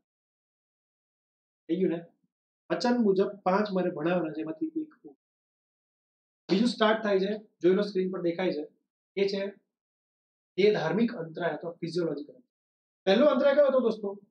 કે એવું કવર બનાવી દો કે બહારથી અને અંદરથી કોઈ આવી ના શકે. બરાબર? સૌથી બહારથી સૌથી અંદરથી વચ્ચે પેશીઓ કે અંગોમાં કોઈ ઘૂસી, બાય ચાન્સ ઘૂસવાનો હજી ટ્રાય કરે છે, તો એક બીજું એક હેલ્પ કરે છે. એ છે આપણી દેહ ધાર્મિક ક્રિયાઓથી બનતું કંઈક ને કંઈક મટીરિયલ, આપણી ફિઝિયોલોજીકલ પ્રોસેસથી બનતું કોઈક મટીરિયલ, જેને કીધું ફિઝિયોલોજીકલ બેરિયર અથવા દેહ ધાર્મિક. સમજો. ધારો કે પહેલું ઉદાહરણ આપીશ. તમારી મુખ ગુહામાં જો લાળ રસ, મુખ ગુહામાં જે લાળ રસ હોય, એમાં મેં ભણાયેલું છે પાચન માર્ગ ચેપ્ટર 16 11મું ધોરણ પાચન તંત્રમાં, કે આપણો લાળ રસમાં કઈ કઈ વસ્તુ. લાળ રસમાં લાઇસોઝોમ હોય, જે તમે આચર ગુચર દિવસમાં જે ગમે તે ખાયા કરો, તે ખાધેલા વસ્તુમાં કદાચ બેક્ટેરિયા આવી ગયા, વાયરસ આવી ગયા, કાં તો બીજા સૂક્ષ્મજીવ આવી ગયા, તો તરત જ મરી જશે. તમે તો રોજ કેટલું બધું આચર ગુચર ખાઓ, તો તમને શું લાગે છે કે દરેકે દરેક 100% શુદ્ધ છે? બિલકુલ નહીં. 99%, 98%, 90%, કાં તો એનાથી ઓછા ટકા ખોરાક શુદ્ધ હોય છે. બાકી 10%, 5%, 9%, 1% કે 0.1% ખોરાક અશુદ્ધ હોય ને હોય જ. તો ભાઈ રોગ કેમ નહીં થતો? એ નહીં થતો કે તમે જે કંઈક ખાવ છો એમાં રહેલી કોઈ પણ હાનિકારક વસ્તુ લાળ રસમાં રહેલો લાઇસોઝોમ્સ પચાવી પાડે છે, તોડ નાખે છે, ડિસ્ટ્રોય કરે. પહેલું જ રક્ષણ આ થયું કે લાળ રસ બનવો, લાળ રસ પડવો એક દેહધાર્મિક ક્રિયા છે. લાળ રસ બનવો, લાળ રસ પડવો એક દેહધાર્મિક ક્રિયા છે, અને એ દેહધાર્મિક અંતરાય તમને રક્ષણ આપ્યું. જન્મથી જ આ લાળ રસ પડે છે, આજે તો પડતો નહીં, એટલે આ કીધું જન્મજાત પ્રતિકારકતા. નંબર 2, જઠરમાં કદાચ લાળ રસમાં કંઈક બચી ગયું તો ખોરાક જશે જઠર. જઠરમાં ખોરાક જતો રહ્યો તો જઠરમાં પણ, સુનો મેરી બાત, જઠરમાં પણ HCl પડે છે. એ પણ મેં તમને ભણાવેલું કે HCl બહુ બધા ફાયદા છે. એમાંથી એક ફાયદો છે HCl ના કારણે, એસિડના કારણે જઠરનું વાતાવરણ એસિડિક રહે. અને મેં હમણાં જ બોલ્યું, સ્કીનમાં બોલ્યું એ રીતે કે એસિડિક પીએ છે મોટાભાગના સૂક્ષ્મ મરી જાય. ત્રીજું એક ઉદાહરણ બોલ્યું, ચોપડીમાં આપ્યું છે. એ છે અશ્રુ, આંખોમાંથી પડતા આંસુ. શત્રુ નહીં, હા, વર્ડ એકદમ ગુજરાતી લાગે, શત્રુ અશ્રુ. તો અશ્રુ એટલે દોસ્તો આંસુ. આંખોમાંથી પડતા આંસુ પણ દોસ્તો એક એવી વસ્તુ છે કે જેમાં નોર્મલ એ આંસુ, આંખોમાંથી આંસુ પડે કે નોર્મલ પાણી નથી, એ પણ એક પ્રકારના લાઇસોઝોમ વાળા લિક્વિડ મટીરિયલ છે. લાઇસોઝોમ્સથી બનેલું લિક્વિડ મટીરિયલ છે. એટલે જેવું કંઈક તમને ચાલતા હોય, ગાડી લઈને જતા હોય, સામેથી કંઈક કોઈ પણ નાનું કીટક હોય કે કંઈ પણ વસ્તુ હોય જે કચરો આંખમાં એને ઉડે, જેવું ઉડે ને એવું આંખમાંથી જેવું પાણી નીકળવાનું. આંખોમાંથી પાણી એટલે નીકળે કે એ પાણીમાં લાઇસોઝોમ્સ હોય. તમારી આંખમાં ગયેલી કોઈ પણ બાહ્ય પરજાત વસ્તુ આંખને નુકસાન ના કરે કે એને તરત જ તોડી ફોડી બહાર કાઢી નાખે. એના માટે આંસુ પડે, અને આંસુમાં લાઇસોઝોમ્સ. તો આંખોમાંથી પડતો આંસુ, લાળ રસ મોઢામાંથી પડતો, અને જઠરમાંથી પડતું HCl. HCl બનવું, જઠર રસ બનવો, લાળ રસ બનવો, આંસુ બનવા, દેહધાર્મિક ક્રિયા. એટલે આને કીધું દેહધાર્મિક ક્રિયા. હજી એક ચોપડી નથી આપી, પણ કોઈ જગ્યાએ લખી લખી રાખજો. એ છે એક્સ્ટ્રા નીટ માટે. સ્ત્રીઓમાં વજાઇના હોય, યુનિમાર્ગ હોય, તો યુનિમાર્ગ પાસે, વજાઇના પાસે, ગર્ભાશયની આગળ અમુક લિક્વિડ પ્રેઝન્ટ હોય, એ લિક્વિડમાં અમુક બેક્ટેરિયા કાયમ પ્રેઝન્ટ. પણ એ ગભરાવાની જરૂર નથી દોસ્તો. એ બેક્ટેરિયા ખરાબ ના હોય, સારા હોય, હેલ્પફુલ, હ્યુમનની સાથે સહનિયમન કરતા બેક્ટેરિયા હોય, હ્યુમનને ફાયદો પહોંચાડે એવા બેક્ટેરિયા હોય. એ બેક્ટેરિયા સતત સતત લેક્ટિક એસિડનો સ્ત્રાવ કર્યા કરે, અને એ લેક્ટિક એસિડ હાનિકારક આવતા કોઈ પણ વજાઈના થ્રુ મટીરિયલ મારી નાખે. યોનિમાર્ગ કે વજાઈના થ્રુ કોઈ પણ મટીરિયલ સ્ત્રીઓમાં જો પ્રવેશ કરવાનો ટ્રાય કરે તો એ હાનિકારક આતંકવાદી નહીં પ્રવેશી શકે. કે ત્યાં લેક્ટિક એસિડ હોય, લેક્ટિક એસિડ બનાવે ત્યાં કાયમ 24 કલાક રહેતા બેક્ટેરિયા. એક ફાયદો છે, બરાબર. એ સ્ત્રીઓના યોનિમાર્ગ પાસે અમુક સારા બેક્ટેરિયા હોય જે લેક્ટિક એસિડ બનાવે, જેથી ત્યાં પીએચ એસિડિક બની રહે, જેથી બહારથી કોઈ આતંકવાદી અંદર પ્રવેશવાનો ટ્રાય કરે, ફૂગ, બેક્ટેરિયા કે વાયરસ કે બીજા સૂક્ષ્મ એ પ્રવેશ શકે, પ્રવેશતા અંદર મળી. આ ફાયદા હતા દેહધાર્મિક ક્રિયાઓ વડે બનતા અંતરાય. બરોબર, ઓકે. તાવ વાળી વસ્તુ છે જે ક્યાંય નથી લખી પણ નીટમાં ઘણી વાર પૂછાય છે, સાંભળી લો. ફીવર એટલે તાવ. બહુ સરસ એનિમેશન મેં બનાવેલું છે, ખબર પડી છે. થોડી હિંમત રાખજો દોસ્તો, લેક્ચર થોડો લાંબો થશે કારણ કે આ જ વસ્તુ મેઇન છે, પણ સમય લેવો પડશે, ધીમે ધીમે બોલવું પડશે. પણ દુનિયામાં એક જ વાર તમે જોશો આ વસ્તુ, પછી તમારા મગજમાં છપાઈ જશે. બરોબર. તમે કહો સર તાવ તો ખરાબ વસ્તુ છે, તાવ આવવી એ તો ખરાબ વસ્તુ છે. બિલકુલ નહીં દોસ્તો, તાવ આવવી એ સારી વસ્તુ છે. હા, એક્સ્ટ્રીમ તાવ આવે તો પછી બોડીમાં નુકસાન થઈ શકે, એટલે આપણે એની દવા લેવી પડે. બાકી દોસ્તો નોર્મલ તાવ આવે તો એ તાવ આવવો જરૂરી છે. તાવ is a one type of signal. Okay, alertness, બોડીમાં અલર્ટ થઈ જાઓ એવો સંદેશો છે તાવ આવવો એટલે, કે સમથિંગ રોંગ, બોડીમાં કંઈક ખરાબ ચાલી રહ્યું છે. સમજો, આખું એક એનિમેશન કરીને બતાવું કેવી રીતે તાવ આવતો હશે. તાવ આના કારણે જ આવે. જો કેવી રીતે, માન લો કે શરીરમાં કોઈક એવી જગ્યા છે, માન લો કે બોડીમાં કોઈક એવી જગ્યા છે, માનો કે આ આપણા દેહકોષના અમુક અંગો પાસે અમુક તમને દેખાડ્યા મેં એ રીતે લાલ લાલ રંગના હાનિકારક જીવ છે, બેક્ટેરિયા છે. જોયું, લાલ લાલ રંગના જે મેં બેક્ટેરિયા બતાવ્યા એ હાનિકારક બેક્ટેરિયા છે અમુક દેહકોષમાં આવેલા અંગો પાસે. તો ત્યાં રહેલી રુધિર વાહિનીમાં બ્લડ વહેતું છે. એ બ્લડ ના રહેલા ડબ્લ્યુબીસી એટલે આપણા આર્મી, સૌથી મોટી બોડીની આર્મી એટલે ડબ્લ્યુબીસી. એ ડબ્લ્યુબીસી ત્યાં વહેતા વહેતા જાય તો જોતા જોતા જાય હા, આ દેહકોષના આ અંગ પાસે, આ પેશી પાસે, આ કોષો પાસે આવા લાલ લાલ બેક્ટેરિયા છે જે હાનિકારક છે, જે બોડીની બહારના છે, એન્ટીજન છે, આતંકવાદી છે. થાય શું? તો જેવા ત્યાં સાંભળજો, ત્યાં જેવા એ બેક્ટેરિયા દેખાય ત્યાં ડબ્લ્યુબીસી ભેગા થવા લાગે. સાથે સાથે તે જે લાલ લાલ રંગના હાનિકારક દ્રવ્યો છે, હાનિકારક બેક્ટેરિયા છે, એ પણ પોતાના અંદરથી અમુક કેમિકલનો સ્ત્રાવ કરે, જે રીતે મેં હમણાં બતાવ્યું. એ જે કેમિકલનો સ્ત્રાવ કરે એને કહેવાય પાયરોજન. યાદ રાખજો, પાયર, ફાયર, પીવાયઆરઈ, પાયર એટલે ફાયર, ફાયર એટલે ફાયર, આગ, ગરમી. એટલે ગરમી પેદા કરનારા રસાયણ એટલે પાયરોજન. હવે ખબર પડી? તાવ એટલે બોડી ગરમ થઈ જાય, ટેમ્પરેચર હાઈ થઈ જાય. ફાયર, ગરમી, હાઈ ટેમ્પરેચર કરનારા દ્રવ્યો એટલે પાયરોજન. તો આવા હંમેશા કોઈ પણ વાયરસ કે બેક્ટેરિયા આપણી બોડીમાં આવે ને, એ જે જગ્યાએ બેઠા હોય ને એ જગ્યાએ એ લોકો અમુક રસાયણનો સ્ત્રાવ કરે, જેને કહેવાય પાયરોજન. એ પાયરોજન બોડીનું ટેમ્પરેચર હાઈ કરનારા દ્રવ્યો રિલીઝ કર્યા એ પેશી પાસે, આ લાલ લાલ રંગના બેક્ટેરિયા. સાથે મેં હમણાં કીધું કે ત્યાં બહુ જ બધા શ્વેતકણ જમા થવા લાગે, એટલે આર્મી જમા થવા લાગે, જેમ મેં પીળી પીળી બતાવી. જો એટલી બધી આર્મી ત્યાં જમા થવા લાગે અને જોવે કે ભાઈ અહીંયા જ કંઈક ગણમથડ છે, આપણી આર્મીની ટીમ ભેગી કરો, આ જગ્યાએ કંઈક સમથિંગ રોંગ છે, આ જ લાલ લાલ રંગના બેક્ટેરિયા કંઈક હાનિકારક, આ જો કંઈક રિલીઝ કરે પાયરોજન નામના દ્રવ્ય. જલ્દીથી આપણી બીજી આર્મીને બોલાવો, આખી બોડીમાં અલર્ટનેસ જાહેર કરી દો, આખી બોડીની આર્મી બોલાવી દો, કારણ કે આ બધું બહુ નુકસાનકારક છે, આ સ્થિતિ સારી નથી, આ જગ્યાએ જો હજી વધારે મોડું કર્યું તો બગાડ થઈ શકે છે. જલ્દી આપણી પીડી પીડી ડબ્લ્યુબીસીની આર્મીને બોલાવો, બીજી બધી આર્મીને બોલાવો, બોડીમાં જેટલી નેવીની આર્મી છે, એરફોર્સની આર્મી છે, જનરલ આર્મી છે, પોલીસ છે, બધાને બોલાવો. એ બોલાવવા માટે મેસેજ તો મોકલવો પડે ને, એક એક કરીને બધાને બોલાવવા જાય તો કારે પાર આવે. એટલે કંઈક એવો બોડીમાં ફ્લો કરાવી દો કે બધા અલર્ટ થઈ જાય, બધાને એક સિગ્નલ મળી જાય, લાલ બત્તી દેખાઈ દે.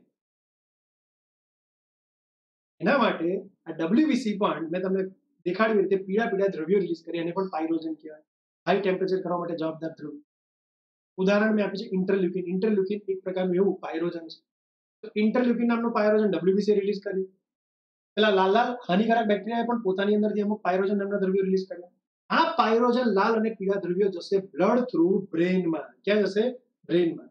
અને જેવા બ્રેનમાં પહોંચે દોસ્તો, બ્રેનમાં હાઇપોથેલેમસ હોય. ચેપ્ટર 21 માં મેં ભણાવેલું 11મા ધોરણમાં. હાઇપોથેલેમસ અહીંયા હોય બ્રેનની આગળ. તો હાઇપોથેલેમસ પાસે પહોંચ્યું અને જેવું હાઇપોથેલેમસ એલર્ટનેસ આપી કે ભાઈ સમથિંગ રોંગ, અમે પાયરોજન, અમે ડબ્લ્યુબીસી પાસેથી આવ્યા છે, પેલા હાનિકારક બેક્ટેરિયા પાસેથી આવ્યા છે. આખી બોડીમાં જાહેર કરી દો, બધી આર્મીને અલર્ટ કરી દો કે બોડીમાં કઈ ખરાબ વસ્તુ આવી ગઈ છે, ખરાબ થવાનું છે. એટલે હાઇપોથેલેમસ તો ટેમ્પરેચરને રેગ્યુલેટ કરે, બોડીનું ટેમ્પરેચર મેન્ટેન કરે 37 ડિગ્રી. હાઇપોથેલેમસ કે છે એવું તમે લોકો પાયરોજન અમને એવો સંદેશો આપ્યો, એટલે અમારે હવે આખી બોડીને અલર્ટ કરવાની, અને આખી બોડીની આર્મીને અલર્ટ કરવાની. કઈ નહીં, ચાલો હવે થોડા સમય માટે બોડીનું ટેમ્પરેચર વધારી દઈએ. એટલે હાઇપોથેલેમસ બોડીનું ટેમ્પરેચર વધારે, બોડી ટેમ્પરેચર રાઇઝ કરી દે, વધારે. જેવું બોડી ટેમ્પરેચર રાઇઝ થાય, ઊંચા ટેમ્પરેચરે મોટાભાગના સૂક્ષ્મજીવો મરી જાય, અને સાથે સાથે બધા ડબ્લ્યુબીસી ને મેસેજ પણ પહોંચી જાય, બધી આર્મીને મેસેજ પણ પહોંચી જાય કે સમથિંગ રોંગ. ખ્યાલ આવ્યો? અને ઊંચા તાપમાને સૂક્ષ્મજીવો તો મરે, સાથે સાથે બધી આર્મી ત્યાં પહોંચીને હજી વધારે રક્ષણ કરે. That is exact mechanism of fever. તાવનો એક્ઝેક્ટ મિકેનિઝમ. એકવાર ફટાફટ કહી દો, ભલે ટાઈમ જાય, ભલે લેક્ચર લાંબો થાય, કહી દો. ચાલો બોલો, શરીરમાં કોઈક એવી જગ્યા છે, કોઈક એવા અંગો છે, કોઈક એવી પેશી છે કે જ્યાં હાનિકારક દ્રવ્ય આવ્યા, તેને પાયરોજન નામના દ્રવ્ય રિલીઝ કરે. સાથે ત્યાં એના રુધિરમાં ડબ્લ્યુબીસી છે, એ બધા ભેગા થયા, એમને પણ પાયરોજન ઇન્ટરલ્યુકિન નામનું દ્રવ્ય રિલીઝ કરે. આ બધા દ્રવ્યો પહોંચ્યા ગયા બ્રેઇનમાં, હાઇપોથેલેમસ પાસે. હાઇપોથેલેમસને મેસેજ મળતા એને ટેમ્પરેચરનું, બોડીનું ટેમ્પરેચર હાઈ કરી દીધું, 37 કરતા વધારી દીધું. એને આપણે કહીએ છીએ તાવ અથવા ફીવર, ગરમ તાપમાન. બોડી ગરમ થઈ જાય તો મોટાભાગના સૂક્ષ્મજીવો ત્યાં જ મરી જાય, અને સાથે આખી બોડીને અલર્ટનેસ મળી જાય. ટેમ્પરેચર હાઈ થાય એટલે લાલ બત્તી चालू हो गई, और जैसे लाल बत्ती चालू हो जाती है वैसे बॉडी के सारी आर्मी सिस्टम ऑन हो जाती है और पहुंच जाती है जहां पर इन्फेक्शन होती है. Are you getting my point friends? Complete. પતિવાદ દેહધાર્મિક અંતરાય. મેં તમને કીધું કે ચોપડીમાં તો 3 જ આપ્યા છે, એક જઠર રસ, બીજું લાળ રસ અને ત્રીજું અશ્રુ. મેં કીધું 5 છે, બીજા 2 એક્સ્ટ્રા હતા, યાદ રાખજો, લખી લેજો. બરોબર. વચન મુજબ ત્રીજો અંતરાય, જો અત્યાર લગીનો દેહધાર્મિક ક્રિયાઓએ રક્ષણ કર્યું જન્મથી, આપણી બોડીની સ્કિન અને શ્લેષ્મ સ્તર એટલે અમુક સ્તરોએ, આવરણે રક્ષણ કર્યું. હવે ત્રીજો નંબર, આપણી બોડીમાં કોષો એવા હોય જે જન્મથી રક્ષણ કરતા. એના માટે મારે ભણાવવું પડશે કોષીય અંતરાય, કોષાંતરીય અંતરાય, સેલ્યુલાર બેરિયર. કોષ વડે રક્ષણ મળવું, જન્મથી કોષ વડે રક્ષણ મળે એને કહેવાય કોષાંતરીય અંતરાય, સેલ્યુલાર બેરિયર. હવે એ હું તમને ભણાવું ત્યારે પહેલા મારે થોડીક વાત કરવી પડશે કે કયા કોષો એવા છે જે જન્મથી આપણી અંદર છે અને આર્મીનું કામ કરે છે, રક્ષણનું કામ કરે. તો દોસ્તો, એ આપણી અંદર બેરિયર છે, એનું નામ છે, સાંભળજો, એનું નામ છે શ્વેતકણ, ડબ્લ્યુબીસી. કેટલી બધી વાર મેં કીધું શ્વેતકણ, ડબ્લ્યુબીસી એટલે લ્યુકોસાઇટ. લ્યુકોસાઇટ, ડબ્લ્યુબીસી, વ્હાઇટ બ્લડ સેલ અથવા શ્વેતકણ, જે આપણી બોડીની સૌથી મોટી આર્મી છે, આ ચેપ્ટરના હીરો છે. આપણા આ ચેપ્ટરના હીરો એટલે શ્વેતકણ. હવે આ શ્વેતકણ શું કરશે તો કે પહેલા શ્વેતકણના પ્રકાર જોઈ લઈએ, કારણ કે આખા ચેપ્ટર મારે ઘડીએ ઘડીએ હવે જોઈશે. પહેલી વાર કહું છું, કોઈ જગ્યાએ લખી રાખ. બરોબર. નંબર 1, તમને ખબર જ છે સૌથી મોટો હીરો શ્વેતકણોમાં સૌથી વધારે સંખ્યામાં પ્રેઝન્ટ હોય તો એ છે તટસ્થ કણ. એનું બીજું નામ ન્યુટ્રોફિલ્સ. એનું ત્રીજું નામ PMNL. અત્યારે તમારી બુકમાં જો આ ત્રીજા નંબરના અંતરાયમાં આખું નામ આપ્યું છે પોલીમોર્ફો ન્યુક્લિયર લ્યુકોસાઇટ. એટલે સૌથી વધારે ખંડ ધરાવતો, સૌથી વધારે ખંડિત કોષ કેન્દ્ર ધરાવતો શ્વેતકણ. દેખાય છે તમને? આનું શ્વેતકણ સૌથી વધારે ખંડવાળું. જો આનું કોષ કેન્દ્ર સૌથી વધારે ખંડિત છે, દેખાય છે? આનું કોષ કેન્દ્ર સૌથી વધારે ખંડિત છે, એક કરતા વધારે ખંડ ધરાવે છે, 5 થી 7 ખંડ કે તેથી વધારે ખંડ ધરાવે છે, એટલે આને કીધું પોલીમોર્ફો ન્યુક્લિયર લ્યુકોસાઇટ. વધારે ખંડિત રચના ધરાવતું કોષ કેન્દ્ર વાળું કોષ. પોલીમોર્ફો ન્યુક્લિયર લ્યુકોસાઇટ અથવા તટસ્થ કણ અથવા ન્યુટ્રોફિલ્સ. આ એક કોષ થયો. બીજો કોષ તમને ખબર છે બેઝોફિલ્સ, જે એલર્જી પીરિયડ છે, આવતા લેક્ચરમાં કામ, પણ અત્યારથી કહી રાખું. ત્રીજો, જે પણ એલર્જીમાં અને બીજા બધા ઘણા બધા રોગ પ્રતિકારક શક્તિમાં નાનો મોટો કામ લાગશે, છે એસિડોફિલ્સ. ત્રણેય પાસે જોઈ લો, કોષ કેન્દ્ર પણ છે અને કણિકાઓ પણ છે. એક પાસે લાલ છે, એક પાસે ભૂરી છે, એક પાસે જાંબલી છે, તો અલગ અલગ કણિકાઓ છે. બીજા બે છે એ આવતા લેક્ચરનો હીરો એટલે કોણ, તો એ છે લિમ્ફોસાઇટ. લિમ્ફોસાઇટ નામનો લ્યુકોસાઇટ, લિમ્ફોસાઇટ નામનો શ્વેત કણ, લસિકા કણ, લિમ્ફોસાઇટ અથવા લસિકા કણ. બીજો છે જે દેખાય છે એ કોણ છે, તો કે મોનોસાઇટ અથવા એક કેન્દ્રિક. મોનોસાઇટ અથવા એક કેન્દ્રિક. મોનોસાઇટ અથવા એક કેન્દ્રિક. તમને શરૂઆતમાં 3 દેખે એમાં કણિકા દેખી જો, પણ આ બે દેખો છો એમાં કણિકા નથી દેખાતી. આ બે દેખો છો એમાં કણિકા નથી દેખાતી. શરૂઆતના 3 છે એમાં કણિકા છે એટલે કણિકામાં કીધું, અને આમાં કણિકા નથી દેખાતી એટલે કણિકા. આ રીતે 5 શ્વેતકણ 5 પ્રકારની આર્મી આપણી બોડીમાં લગાતાર કામ કરે છે, અને આ ચેપ્ટરમાં મને ઘડી ઘડી જોઈશ. હમણાંથી બતાવી દીધી, સ્ક્રીનશોટ લેવો તો લઈ. 5 પ્રકારની આર્મી. 5 પ્રકારની આર્મીમાંથી દોસ્તો મને અત્યારે 3 પ્રકારની આર્મી જોઈશે. 5 માંથી 3 પ્રકારના કોષો અત્યારે યુઝ કરે. ઠીક કર રાખો અત્યારે અમે એટલે દેખાડ્યું કન્ફ્યુઝ ના. પહેલેથી પાયાથી તમને મજબૂતાઈ આપી રહ્યો છું. બેઝ પહેલેથી બેઝ રચું છું અને પછી છેક લગીને લઈ જઈશ. ડાયરેક્ટ બોલી શકતો હતો કારણ કે ઘણી બધી વાર મેં તમને રુધિર ભણાવ્યું છે, ઘણા લેક્ચરો મેં કહી ચૂક્યો, તોય મને નતો સંતોષ એટલે ફરીથી બોલું. એક તો આ, અત્યારે મને આની જરૂર પડશે, તટસ્થ કણ. એક તો આ મોનોસાઇટ, એની જરૂર પડશે. મેં કેટલી વાર તમને કીધું છે, રુધિર ભણાવ્યું ત્યારે મેં તમને લખાયું છે આ બંનેનું કામ એઝ અ ભક્ષક કોષ તરીકે. કોના તરીકે છે? ભક્ષક કોષ તરીકે. ફેગોસાઇટ, ભક્ષણ એટલે ફેગોસાઇટોસિસ. લખી રાખો, હમણાં મને આની પછી જરૂર છે. ફેગોસાઇટોસિસ એટલે ભક્ષણ. ભક્ષણ કરવા માટે જવાબદાર કોષ એટલે ભક્ષક કોષ, ફેગોસાઇટ.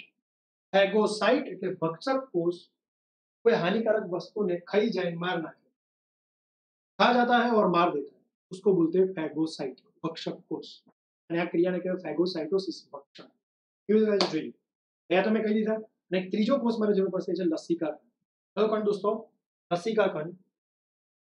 હા, લિમ્ફોસાઇટ.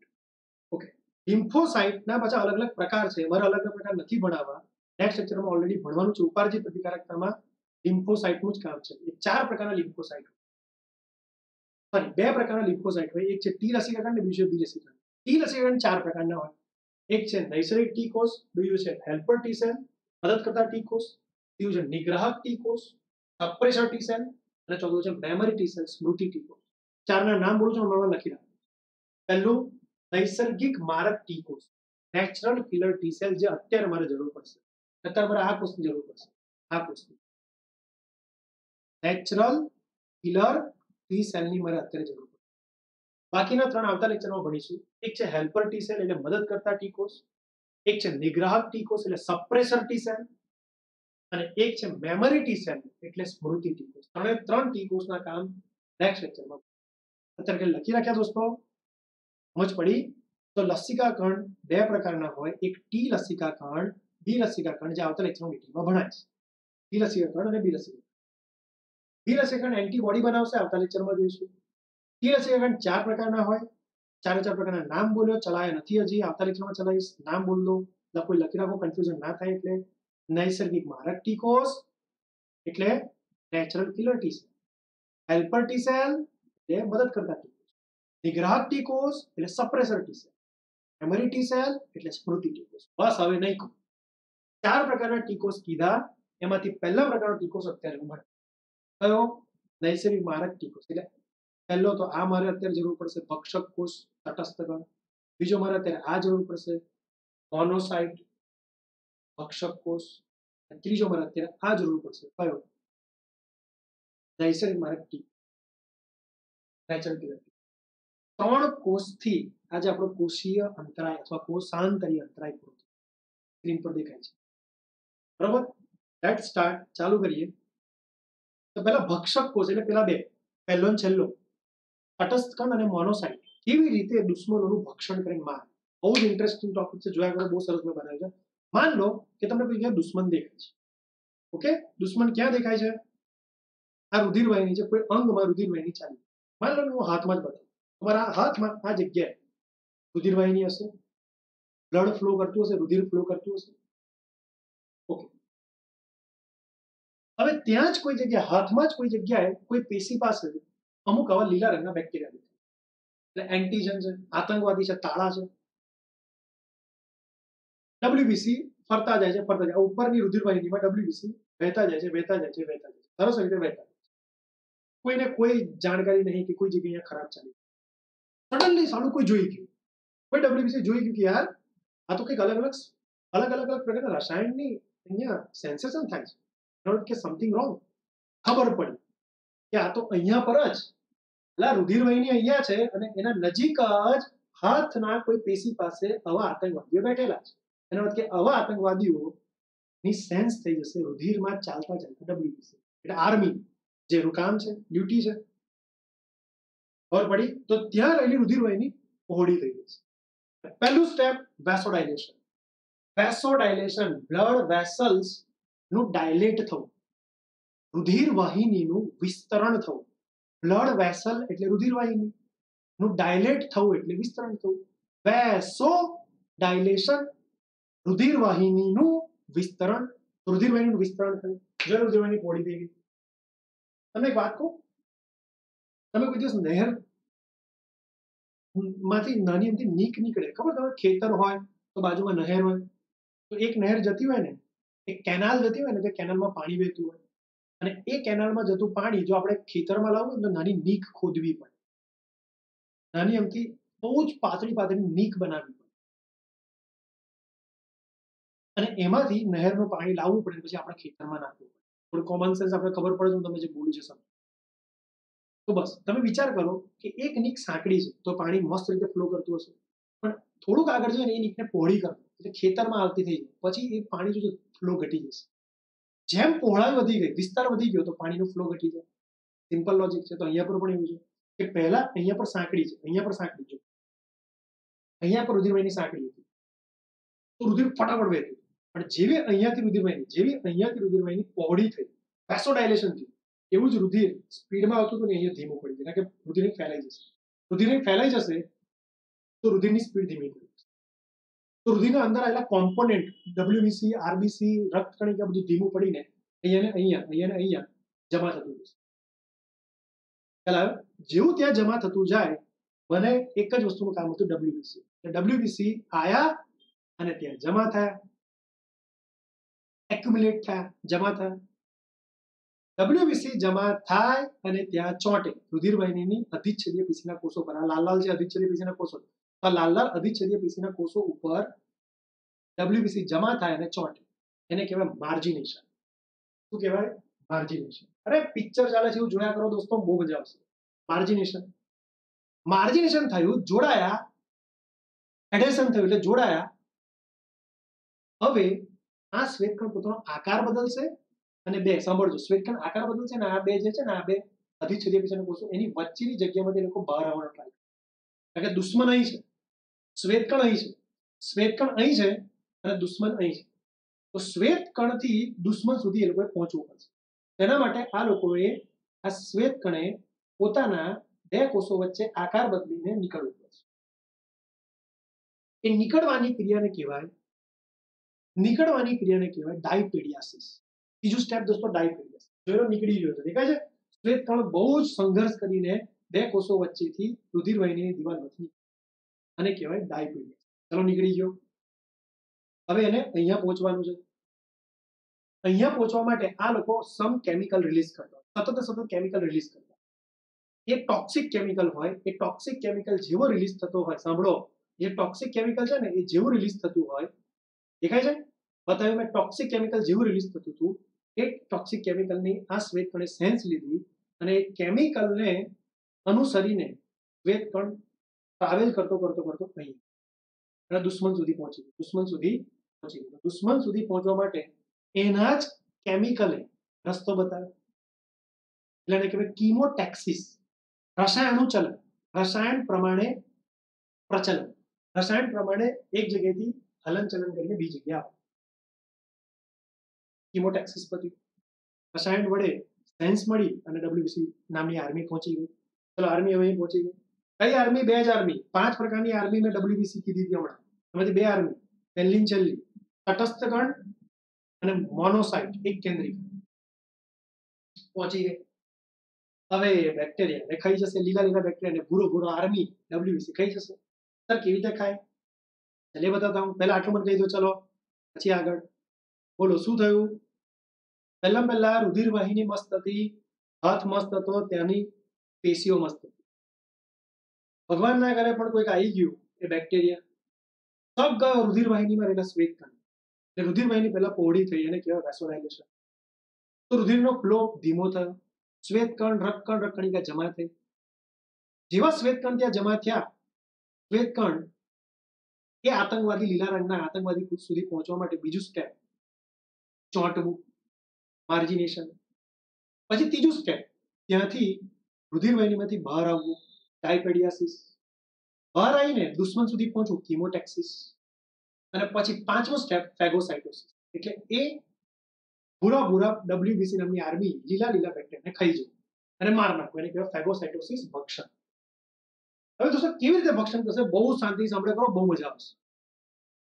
5 સ્ટેપમાં ભક્ષણ બતાવીશ. માન લો કે આ મોટો એક જે છે ને, આ જે ભૂરો ભૂરો ડબ્લ્યુબીસી એને મેં મોટો કરીને બતાવ્યો. થોડી કિંમત રાખજો, મોટો કરીને બતાવ્યો. આ ડબ્લ્યુબીસી કેવી રીતે ખાસે જોજો. બેક્ટેરિયાને મેં મોટો કર્યો. પહેલો બેક્ટેરિયા ત્યાં ચોંટશે, એને કહેવાય જોડાણ. જોડાયા પછી એને એનું ભૂરા રંગનું કોષરસ પટલ, ડબ્લ્યુબીસી નું ભૂરા રંગનું કોષરસ પટલ લીલા લીલા બેક્ટેરિયાને અંદર લેશે, એટલે અંતઃગ્રહણ. પેલો અંતઃગ્રહણ થયું. અંદર લીધા પછી કોષરસ પટલનો અમુક ભાગ છૂટો પડીને અંદર જશે, પુટિકા સ્વરૂપ. એને કહેવાય ફેગોઝોમ. એ પુટિકા બની જેમાં બેક્ટેરિયા છે, હાનિકારક દ્રવ્ય છે, એને કહેવાય ફેગોઝોમ. ડબ્લ્યુબીસીમાં બહુ જ બધા લાઇસોઝોમ છે. બધા કોષો કરતા બહુ હાયર અમાઉન્ટમાં શું હોય? લાઇસોઝોમ. એટલે લાલા લાઇસોઝોમ્સ. એ લાઇસોઝોમ્સ હવે એ ફેગોઝોમ્સ સાથે જોડાશે, તો એને કહેવાય ફેગોલાઇસોઝોમ્સ. લાઇસોઝોમ સાથે ફેગોઝોમ જોડે તો ફેગોલાઇસોઝોમ્સ. અને લાઇસોઝોમમાં બહુ બધા હાઇડ્રોલાઇટિક ઉત્સેચકો, પાણી ઉમેરીને વિઘટન કરનારા ઉત્સેચકો. એ ઉત્સેચક અંદર રહેલા લીલા લીલા બેક્ટેરિયાને મારી નાખશે, પચાઈ નાખશે, ડાયજેસ્ટ કરી નાખશે. કચરો બની ગયો. આવા કચરાને પછી છેલ્લે શ્વેતકણ બહાર ફેંકી દેશે. That is exact procedure of phagocytosis. આવડતો દોસ્તો? ચાલો જોઈ લો એકવાર ફટાફટ. દોસ્તો એનિમેશન કરતા બહુ વાર લાગતી હોય છે, બહુ મહેનત પડે છે, પણ એકવાર જોયા પછી તમને જિંદગીમાં પાછા ના પડે એ વાત પાકી. બરોબર? તો બેક્ટેરિયા દેખાયા, પહેલા અંતઃગ્રહણ, પહેલા જોડાણ થયું, પછી અંતઃગ્રહણ થયું, પછી ફેગોઝોમ બન્યું, લાઇસોઝોમ જોડ્યું તો ફેગોલાઇસોઝોમ્સ બન્યું. ફેગોલાઇસોઝોમ્સ બન્યા પછી એ લાઇસોઝોમ્સના ઉત્સેચકે, હાઇડ્રોલાઇટિક ઉત્સેચકે પાચન કરી નાખ્યું બેક્ટેરિયાનું, આતંકવાદીનું, અને એ પાચન થયેલું ઉત્સર્ગ મટીરિયલ, ઉત્સર્ગ દ્રવ્ય બહાર થઈ ગયું. તો આ તો કેવી રીતે ભક્ષક કોષ મારે, પેલો પહેલો તટસ્થ કણ અને છેલ્લો એક કેન્દ્રીય કણ કેવી રીતે મારે એ ખબર પડે. ભક્ષણ કેવી રીતે થાય, ફેગોસાઇટોસિસ કેવી રીતે ખબર પડે. પણ સાહેબ પેલો નેચરલ કિલર ટી સેલ, નૈસર્ગિક મારક ટી કોષ કેવી રીતે મારે? ચાલો એ જોઈ લઈએ. તમને દેખાય છે આ બેક્ટેરિયા છે. માન લો કે કોઈ એક પેશી પાસે બેક્ટેરિયા બેઠો છે, કોઈ અંગ પાસે, પેશી પાસે કોઈ બેક્ટેરિયા બેઠો, એટલે એન્ટીજન આતંકવાદી. ત્યાં આયા આપણા સાહેબ નૈસર્ગિક મારક ટી કોષ, નેચરલ કિલર ટી સેલ. આને અમુક પ્રોટીન જેવા દ્રવ્યોને રિલીઝ કરે, એને કહેવાય પોરફાયરિન. પોરફાયરિન નામના પ્રોટીન રિલીઝ કરે. દેખાય લીલા લીલા? એ પોરફાયરિન નામના પ્રોટીન પહોંચી જાય બેક્ટેરિયાના ભૂરા ભૂરા કોષરસ પટલ પર, અને કોષરસ પટલ પર છિદ્રો પાડે. જોઈ લો એવી રીતે આ પોરફાયરિન લીલું પ્રોટીન અરેન્જ થયું કે બેક્ટેરિયા કોષરસ પટલ પર છિદ્રો પાડે. હવે આવા છિદ્રોમાં પાણી અંદર ઘૂસે, પાણી અંદર ઘૂસે, પાણી અંદર ઘૂસે. એટલું પાણી અંદર ઘૂસે દોસ્તો, એટલું પાણી અંદર ઘૂસે કે આ બેક્ટેરિયા ફૂલતો જાય, ફૂલતો જાય, ફૂલતો જાય. અને એક સમય એવો આવે કે એકદમ ફૂલી જાય તો કોષરસ પટલ પર પ્રેશર થાય અને અંતિમ કોષરસ પટલ ચીથરે ચીથરા ફાટી જાય, બર્સ્ટ થઈ જાય, ફૂટી જાય, બેક્ટેરિયા મરી. આ રીતે નેચરલ કિલર ટી સેલ એક યુનિક સ્ટાઇલથી દુશ્મનને મારે, આતંકવાદી. બરોબર? તો પેલા ભક્ષક કોષ કેવી રીતે મારે અને નેચરલ કિલર ટી સેલ કેવી રીતે મારે ખબર પડી. ફરી એકવાર કહી દો ને, મજા આવશે.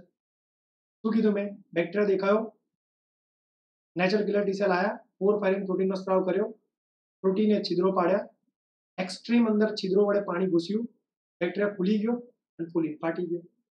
આપણા દેહમાં કેટલાક શ્વેતકણ એવા હોય છે, જેમ કે પોલીમોર્ફોન્યુક્લિયર લ્યુકોસાઇટ, જેનું બીજું નામ લખી રખાય આપણાથી, પીએમએનએલ નું બીજું નામ તટસ્થ કણ ન્યુટ્રોફિલ્સ, અને બીજા એક કેન્દ્રીય કણ મોનોસાઇટ. આ બે કોષો ભક્ષણનું કામ કરે છે. અને બીજા લસિકા કણ હોય છે. એમ તો 4 પ્રકારના લસિકા કણ હોય, આવતા લેક્ચરમાં ભણીશું. પણ એક લસિકા કણ મેં તમને અત્યારે કીધું, natural killer T cell, NK T cell.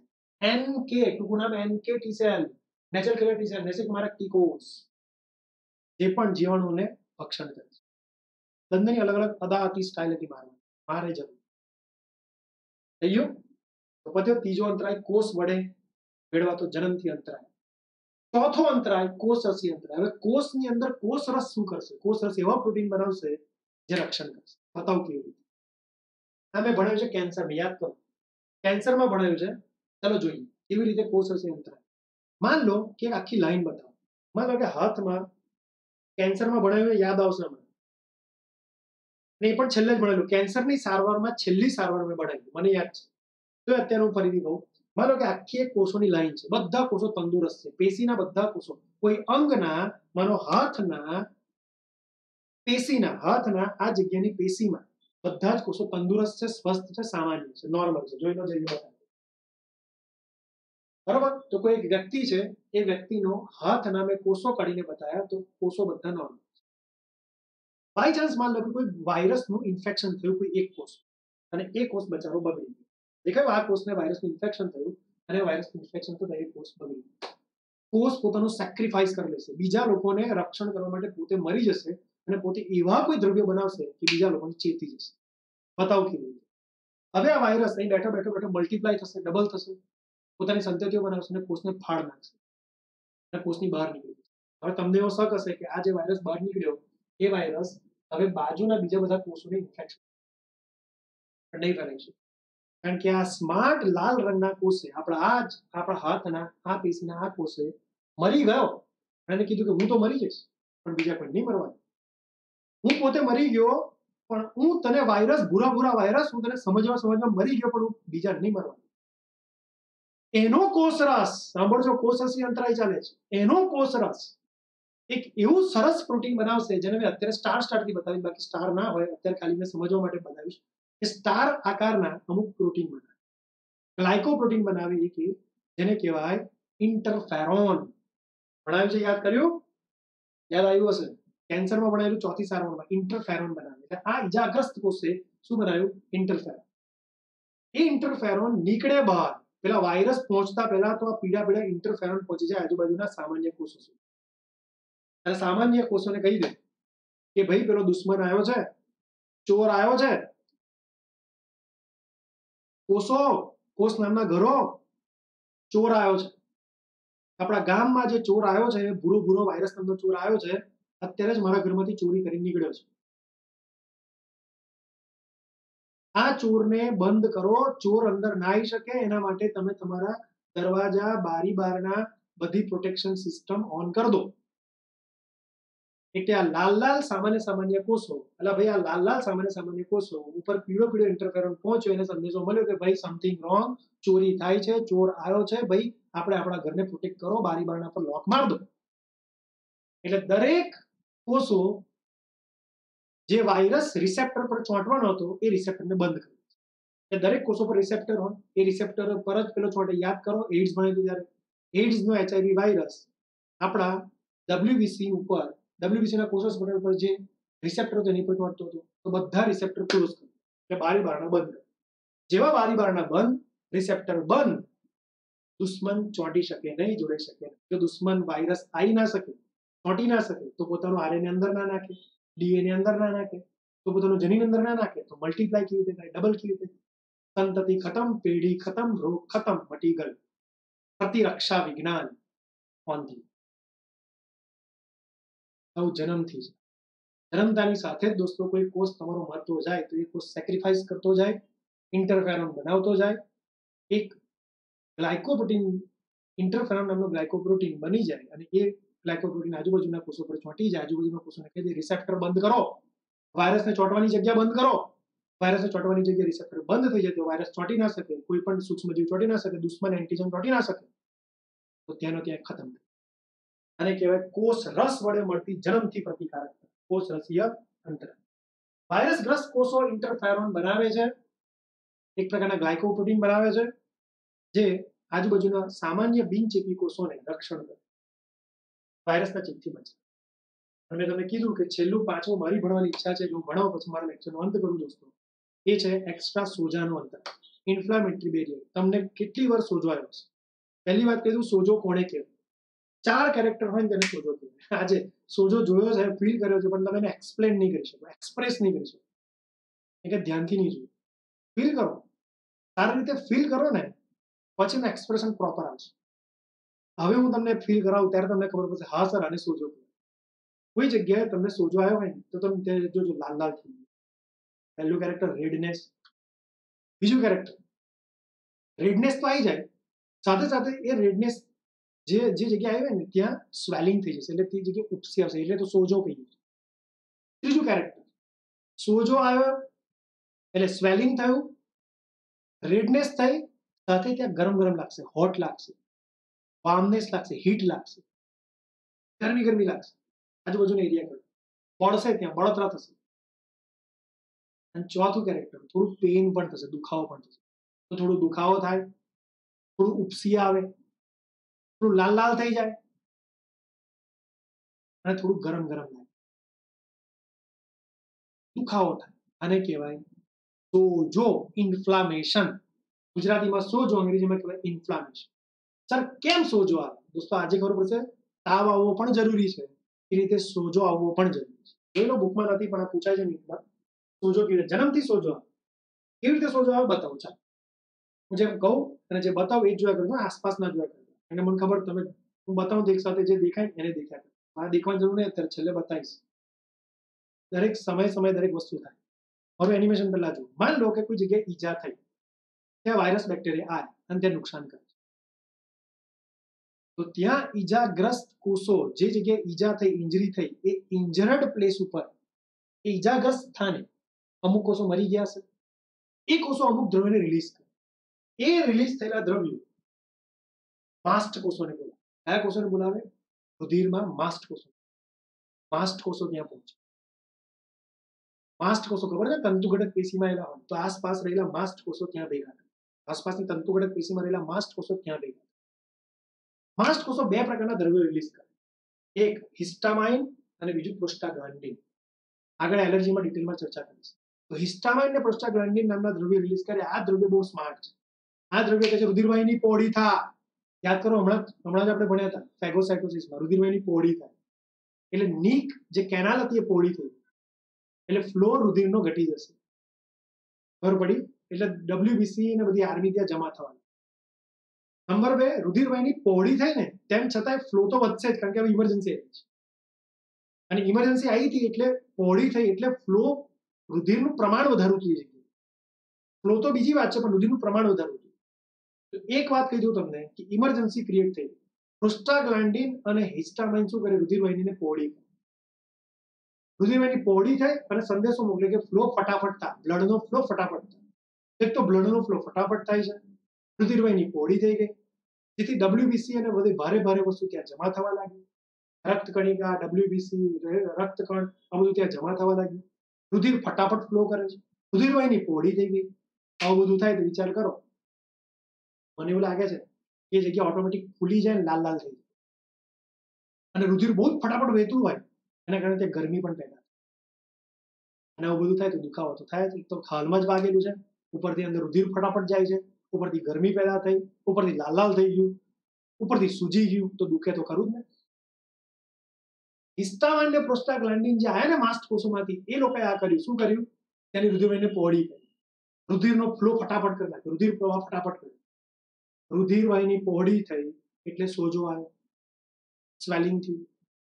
રુધિર ફટાફટ વહે છે એટલે લાલ લાલ રેડનેસ પણ આવી ગઈ અને થોડું ગરમી પણ લાગી, એટલે દુખાવો થાય છે. તો 4 કેરેક્ટર તમારી સામે છે. રુધિરના ઝડપી પ્રવાહના કારણે, રુધિરવાહિની પહોળી થવાના કારણે રેડનેસ આવી, સ્વેલિંગ થયું, હીટ એટલે ગરમી લાગી, અને પેઇન. આને જ કહેવાય સોજો. જેટલું સોજો આવે એટલું ત્યાં ડબ્લ્યુબીસી ભેગા થાય, આર્મી ભેગી થાય, દુશ્મનોને ખાઈ જાય, ભક્ષણ કરી જાય, માર નાખે, જે તમને મેં બતાવ્યું તે રીતે. અને પ્લેટલેટ એટલે રુધિર કણિકાઓ જે ત્યાં જમા થાય ને, એ રુધિરને જમાવવાની કોશિશ કરશે, એટલે તે જગ્યાએ જે ઇન્જરી થઈ, તે જગ્યાએ જે લોહી બહાર આવે છે એ જામ થઈ જશે, રુધિર ગંઠાઈ જશે, એટલે ક્યોર થઈ જશે. ડબ્લ્યુબીસી મોટી માત્રામાં ભેગા થયા, ભક્ષણ કરીને રક્ષણ કરી લીધું. કદાચ તમને હજી ડાઉટ હોય એકવાર હજી મને બોલ દો એટલે લેક્ચર આપણે ખતમ કરીએ. બહુ સરસ લેક્ચર જે પૂરું થાય છે. બોલો સોજો કેવી રીતે આવે ને કેમ આવે, સારું કે નહીં, કે સોજો આવવો જરૂરી છે. સોજો આવે તો પહેલું શું થાય, ઈજાગ્રસ્ત સ્થાને જે કોષો મરી ગયા છે, ઈજાગ્રસ્ત કોષો જે મરી ગયા છે એ ઇન્જર્ડ સેલ શું રિલીઝ કરે, અમુક કેમિકલ રિલીઝ કરે જે માસ્ટ કોષોથી પહોંચે. તંતુ ઘટક નામની સંયોજક પેશીના માસ્ટ કોષો ત્યાં જમા થાય, હિસ્ટામાઇન ને પ્રોસ્ટાગ્લેન્ડિન રિલીઝ કરે. આ બે દ્રવ્યો એવું કહે છે, હિસ્ટામાઇન પ્રોસ્ટાગ્લેન્ડિન એવું કહે છે કે રુધિરવાહિની પહોળી થાય, રુધિર અંદર ફટાફટ ગઈ, જેના કારણે ત્યાં રેડનેસ આવે, સ્વેલિંગ થાય, પેઇન થાય અને ગરમી જેવું લાગે, હીટ લાગે. હીટ એટલે ગરમી. અને સાથે ડબ્લ્યુબીસી ભેગા થયા એ દુશ્મનોને ખાઈ જશે, માર નાખશે. અને સાથે જ્યારે પ્લેટલેટ ભેગી થઈ, રક્તકણિકા ભેગી થઈ, એ ત્યાં રુધિર ઘંટાઈ દેશે, લોહી બહાર આવતું બંધ કરશે, ઇન્જર્ડ પ્લેસને ક્યોર કરશે, હીલ કરશે, મટાડશે. તાવ હોવો પણ જરૂરી છે અને સોજો હોવો પણ જરૂરી છે. મારી દોસ્તો બહુ પુષ્કળ મહેનત હતી. આજે લેક્ચર ખતમ થાય છે. આજે તમને આકૃતિ છે થોડી ઝૂમ કરીને દેખાડ દઉં શું કહેવા માંગે. સોજો આવે તો ત્યાં કેવું થાય. એકચ્યુઅલી મેં લખ્યું એ જ સાચું અને એ જ પૂરતું છે. તો તમને થોડું એનિમેશન બતાવી દઉં તો જોઈ લો. આ જગ્યાએ કોઈક વાગ્યું છે, એ જગ્યાએ કંઈક વાગ્યું, ઘા પડ્યો, એ જગ્યાએ ધ્યાનથી દેખો તો ત્યાં ઇન્જર્ડ સેલ છે. એ ઇન્જર્ડ સેલ અમુક કેમિકલ રિલીઝ કરે છે. સાથે સાથે ત્યાં એ વાગતાની સાથે અમુક પેથોજન આવ્યા, જો બેક્ટેરિયા કેસરી રંગ, એ બેક્ટેરિયા ત્યાં નુકસાન કરી દે છે. તો એ કેમિકલ સિગ્નલ ત્યાં મોકલાય છે અને ત્યાં માસ્ટ કોષો ભેગા થશે જે અહીંયા બતાવ્યા નથી. એ હિસ્ટામિન પ્રોસ્ટાગ્લેન્ડિન રિલીઝ કરશે, જેથી રુધિરવાહિની પહોળી થઈ ગઈ. જો પહેલા રુધિરની સાંકડી હતી, રુધિરવાહિની પહોળી થઈ ગઈ. ત્યાં જો રક્તકણિકા ડબ્લ્યુબીસી આવ્યા, દેખાય છે એ ડબ્લ્યુબીસી બહાર આવ્યા, જોઈ લો પીળા પીળા ડબ્લ્યુબીસી, ફેગોસાઇટ ભક્ષક કોષ બહાર આવ્યા અને એ આ કેસરી કેસરી બેક્ટેરિયાને ખાઈ ગયા. અને સાથે રુધિર ગંઠાઈ ગયું, તો રુધિર ગંઠાવાના કારણે જોઈ લો એ વસ્તુ ક્યોર થઈ, હીલ થઈ. ખબર પડી ને? જોઈ લો પહેલામાં વાગ્યું, બેક્ટેરિયા ભેગા થયા.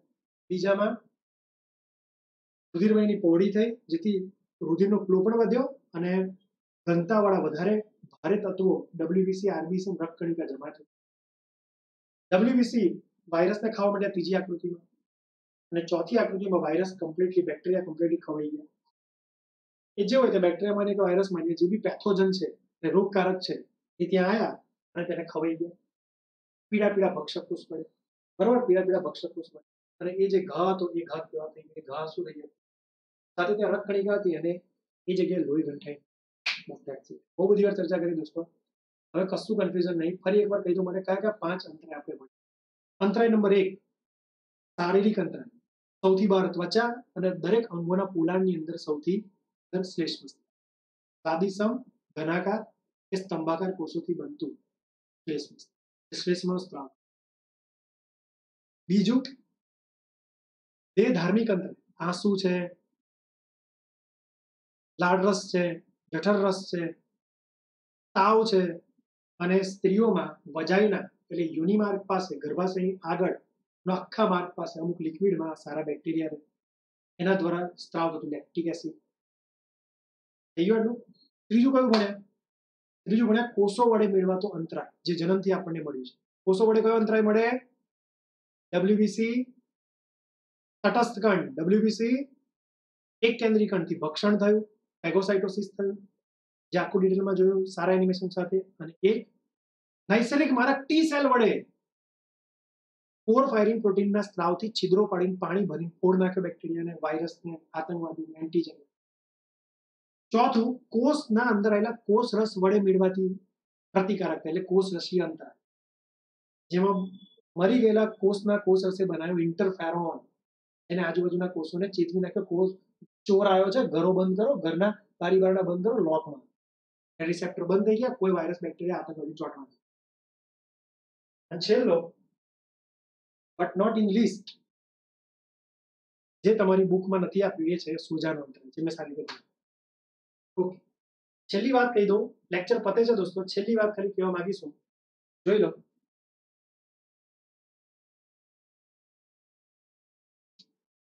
એ છે દોસ્તો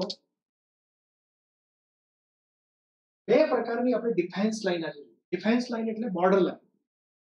પહેલા રક્ષણ કરવા માટે આર્મીને મૂકી છે અમુક, અને કદાચ એ આર્મીથી બચી જાય તો પછી અંદર બીજી આર્મી. એટલે સહેલું નથી દોસ્તો કે કોઈ વાયરસ બેક્ટેરિયા આપણી અંદર આવે, ઘર કરી જાય, રોગ કરી જાય. એના માટે બે ડિફેન્સ સિસ્ટમ કામ કરે છે. આમ તો 3 છે, પણ અત્યારે હું 2 કહીશ. ભાઈ જેમ જેમ લેક્ચર આગળ વધશે એમ જરૂર પડશે હું કહીશ, બાકી તમે કન્ફ્યુઝ નહીં. પહેલી defence line, first line of defence, પહેલી બોર્ડર પહેલા આર્મીઓને સેટ કરી છે. પહેલી આપણે કેવું છે ભારત દેશમાં કોઈ પણ અંદર આવે તો પહેલી આર્મી બહાર બોર્ડર પર આર્મી જે છે એ પછી હિમાલય પર્વત પર હોય કે પછી લડાખ ઉપર હોય, ચીન અને ભારતની વચ્ચે હોય, પાકિસ્તાન અને ભારતની વચ્ચે હોય, રણ પ્રદેશમાં કોઈ હોય કે દરિયામાં હોય, કોઈ પણ આપણો દેશ જ્યાં પૂરો થાય છે દરિયા પર, પહાડ પર કે રણમાં, જ્યાં આપણો દેશ પૂરો થાય ત્યાં એક બોર્ડર લાઈન છે, આર્મી છે. એ આખી બોર્ડર લાઈન ઉપર આર્મી ઊભી હોય, એ army first line of defence. કદાચ એનેથી તમને ખબર છે કે ઘણા બધા કેસ એવા થાય છે કે અમુક માછીમારો અલગ બનીને હોડી થ્રુ, નાવડી ચલાવીને બોટ થ્રુ અલગ દેશમાંથી બોર્ડર ક્રોસ કરીને અહીં આવી જાય છે. અમે લોકો રણ પ્રદેશને ચીરી ફાડી નીચેથી અંદર આવીએ છીએ, સુરંગ બનાવી, અમુક પહાડોમાં સુરંગ બનાવીને આવીએ છીએ. તમને ખબર જ છે કે જમ્મુ કાશ્મીરના હિમાલય છે, મુંબઈમાં દરિયો છે, આપણા ગુજરાત પર કચ્છ રણ છે. અવારનવાર રોજબરોજના ઘણા આતંકવાદીઓ બોર્ડર ક્રોસ કરીને અંદર આવે છે. એનો અર્થ કે આપણી first line of defence cross કરી ગયા આ લોકો આતંકવાદી. આપણી જે બોર્ડર પર રહેલી આર્મી છે એને ક્રોસ કરી ગયા, પછી અંદર આવ્યા પછી આપણી બીજી આર્મી એટલે જનરલ આર્મી, જે અંદર અંદર પોલીસોથી લઈને બીજી બધી આર્મી જે સેટ થયેલી છે એ લોકો પ્રોટેક્ટ કરે છે આપણી સિટીને, તે લોકોનું કામ ચાલુ થાય. એ સેકન્ડ લાઇન ઓફ ડિફેન્સ. જો પહેલી આર્મીથી બચી જાય તો થોડું ઘણું નુકસાન થાય દેશમાં, કારણ કે અંદર આવ્યા પછી ટેરર એક્ટિવિટી થાય, પણ તરત જ એને કંટ્રોલ કરવા માટે આપણી સેકન્ડ લાઇન ઓફ ડિફેન્સ એટલે સિટીમાં રહેલી આર્મી, સિટીમાં રહેલી police activity. First line of defence કયું છે? પેલું આપણી સ્કિન, આપણું શ્લેષ મસ્તક એટલે શારીરિક અંતરાલ, ફિઝિકલ બેરિયર, આપણા આંસુ, આપણા લાળ રસ, આપણું જઠર રસ એટલે ફિઝિયોલોજીકલ બેરિયર, દેહધાર્મિક અંતર. એટલે પહેલા બે ભણ્યા ને એ first line of defence, border પર મૂકેલી આર્મી છે. પહેલા ત્યાંથી કોઈ ક્રોસ કરી ગયું આતંકવાદી, વાયરસ, બેક્ટેરિયા, ફૂગ, કૃમિ, પ્રજીવ કે કોઈ પણ ઝેરી રસાયણ, તો એ antigen second line of defence થી બચી શકે. સિટીમાં રહેલી પોલીસ કે આર્મી, જનરલ આર્મી એટલે કોણ?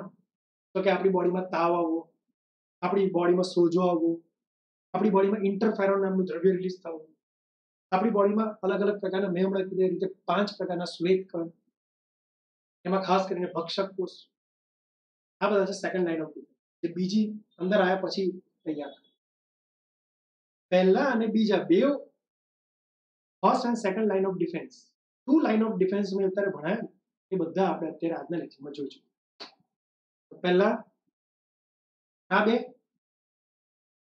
જે અંદર પ્રવેશતા, જન્મથી આપણને અટકાવે, જન્મથી લઈને મરતા સુધી કોઈ પણ વસ્તુને અંદર પ્રવેશતા અટકાવશે.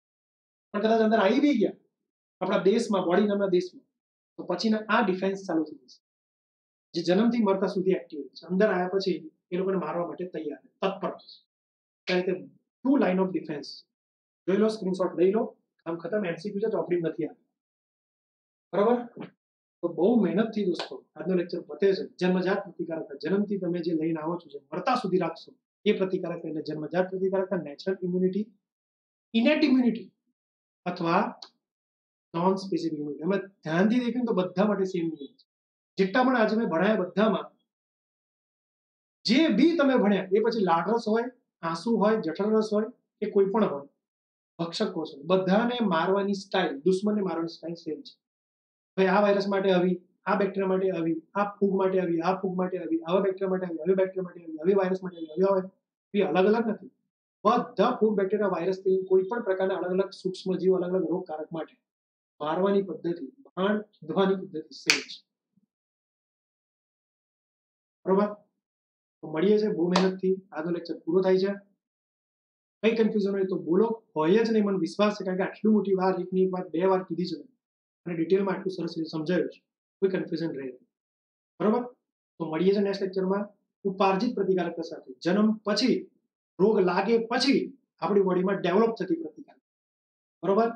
ત્યાં સુધી જય Shri Krishna, good bye. Keep watching my video lecture and stay motivated. Okay?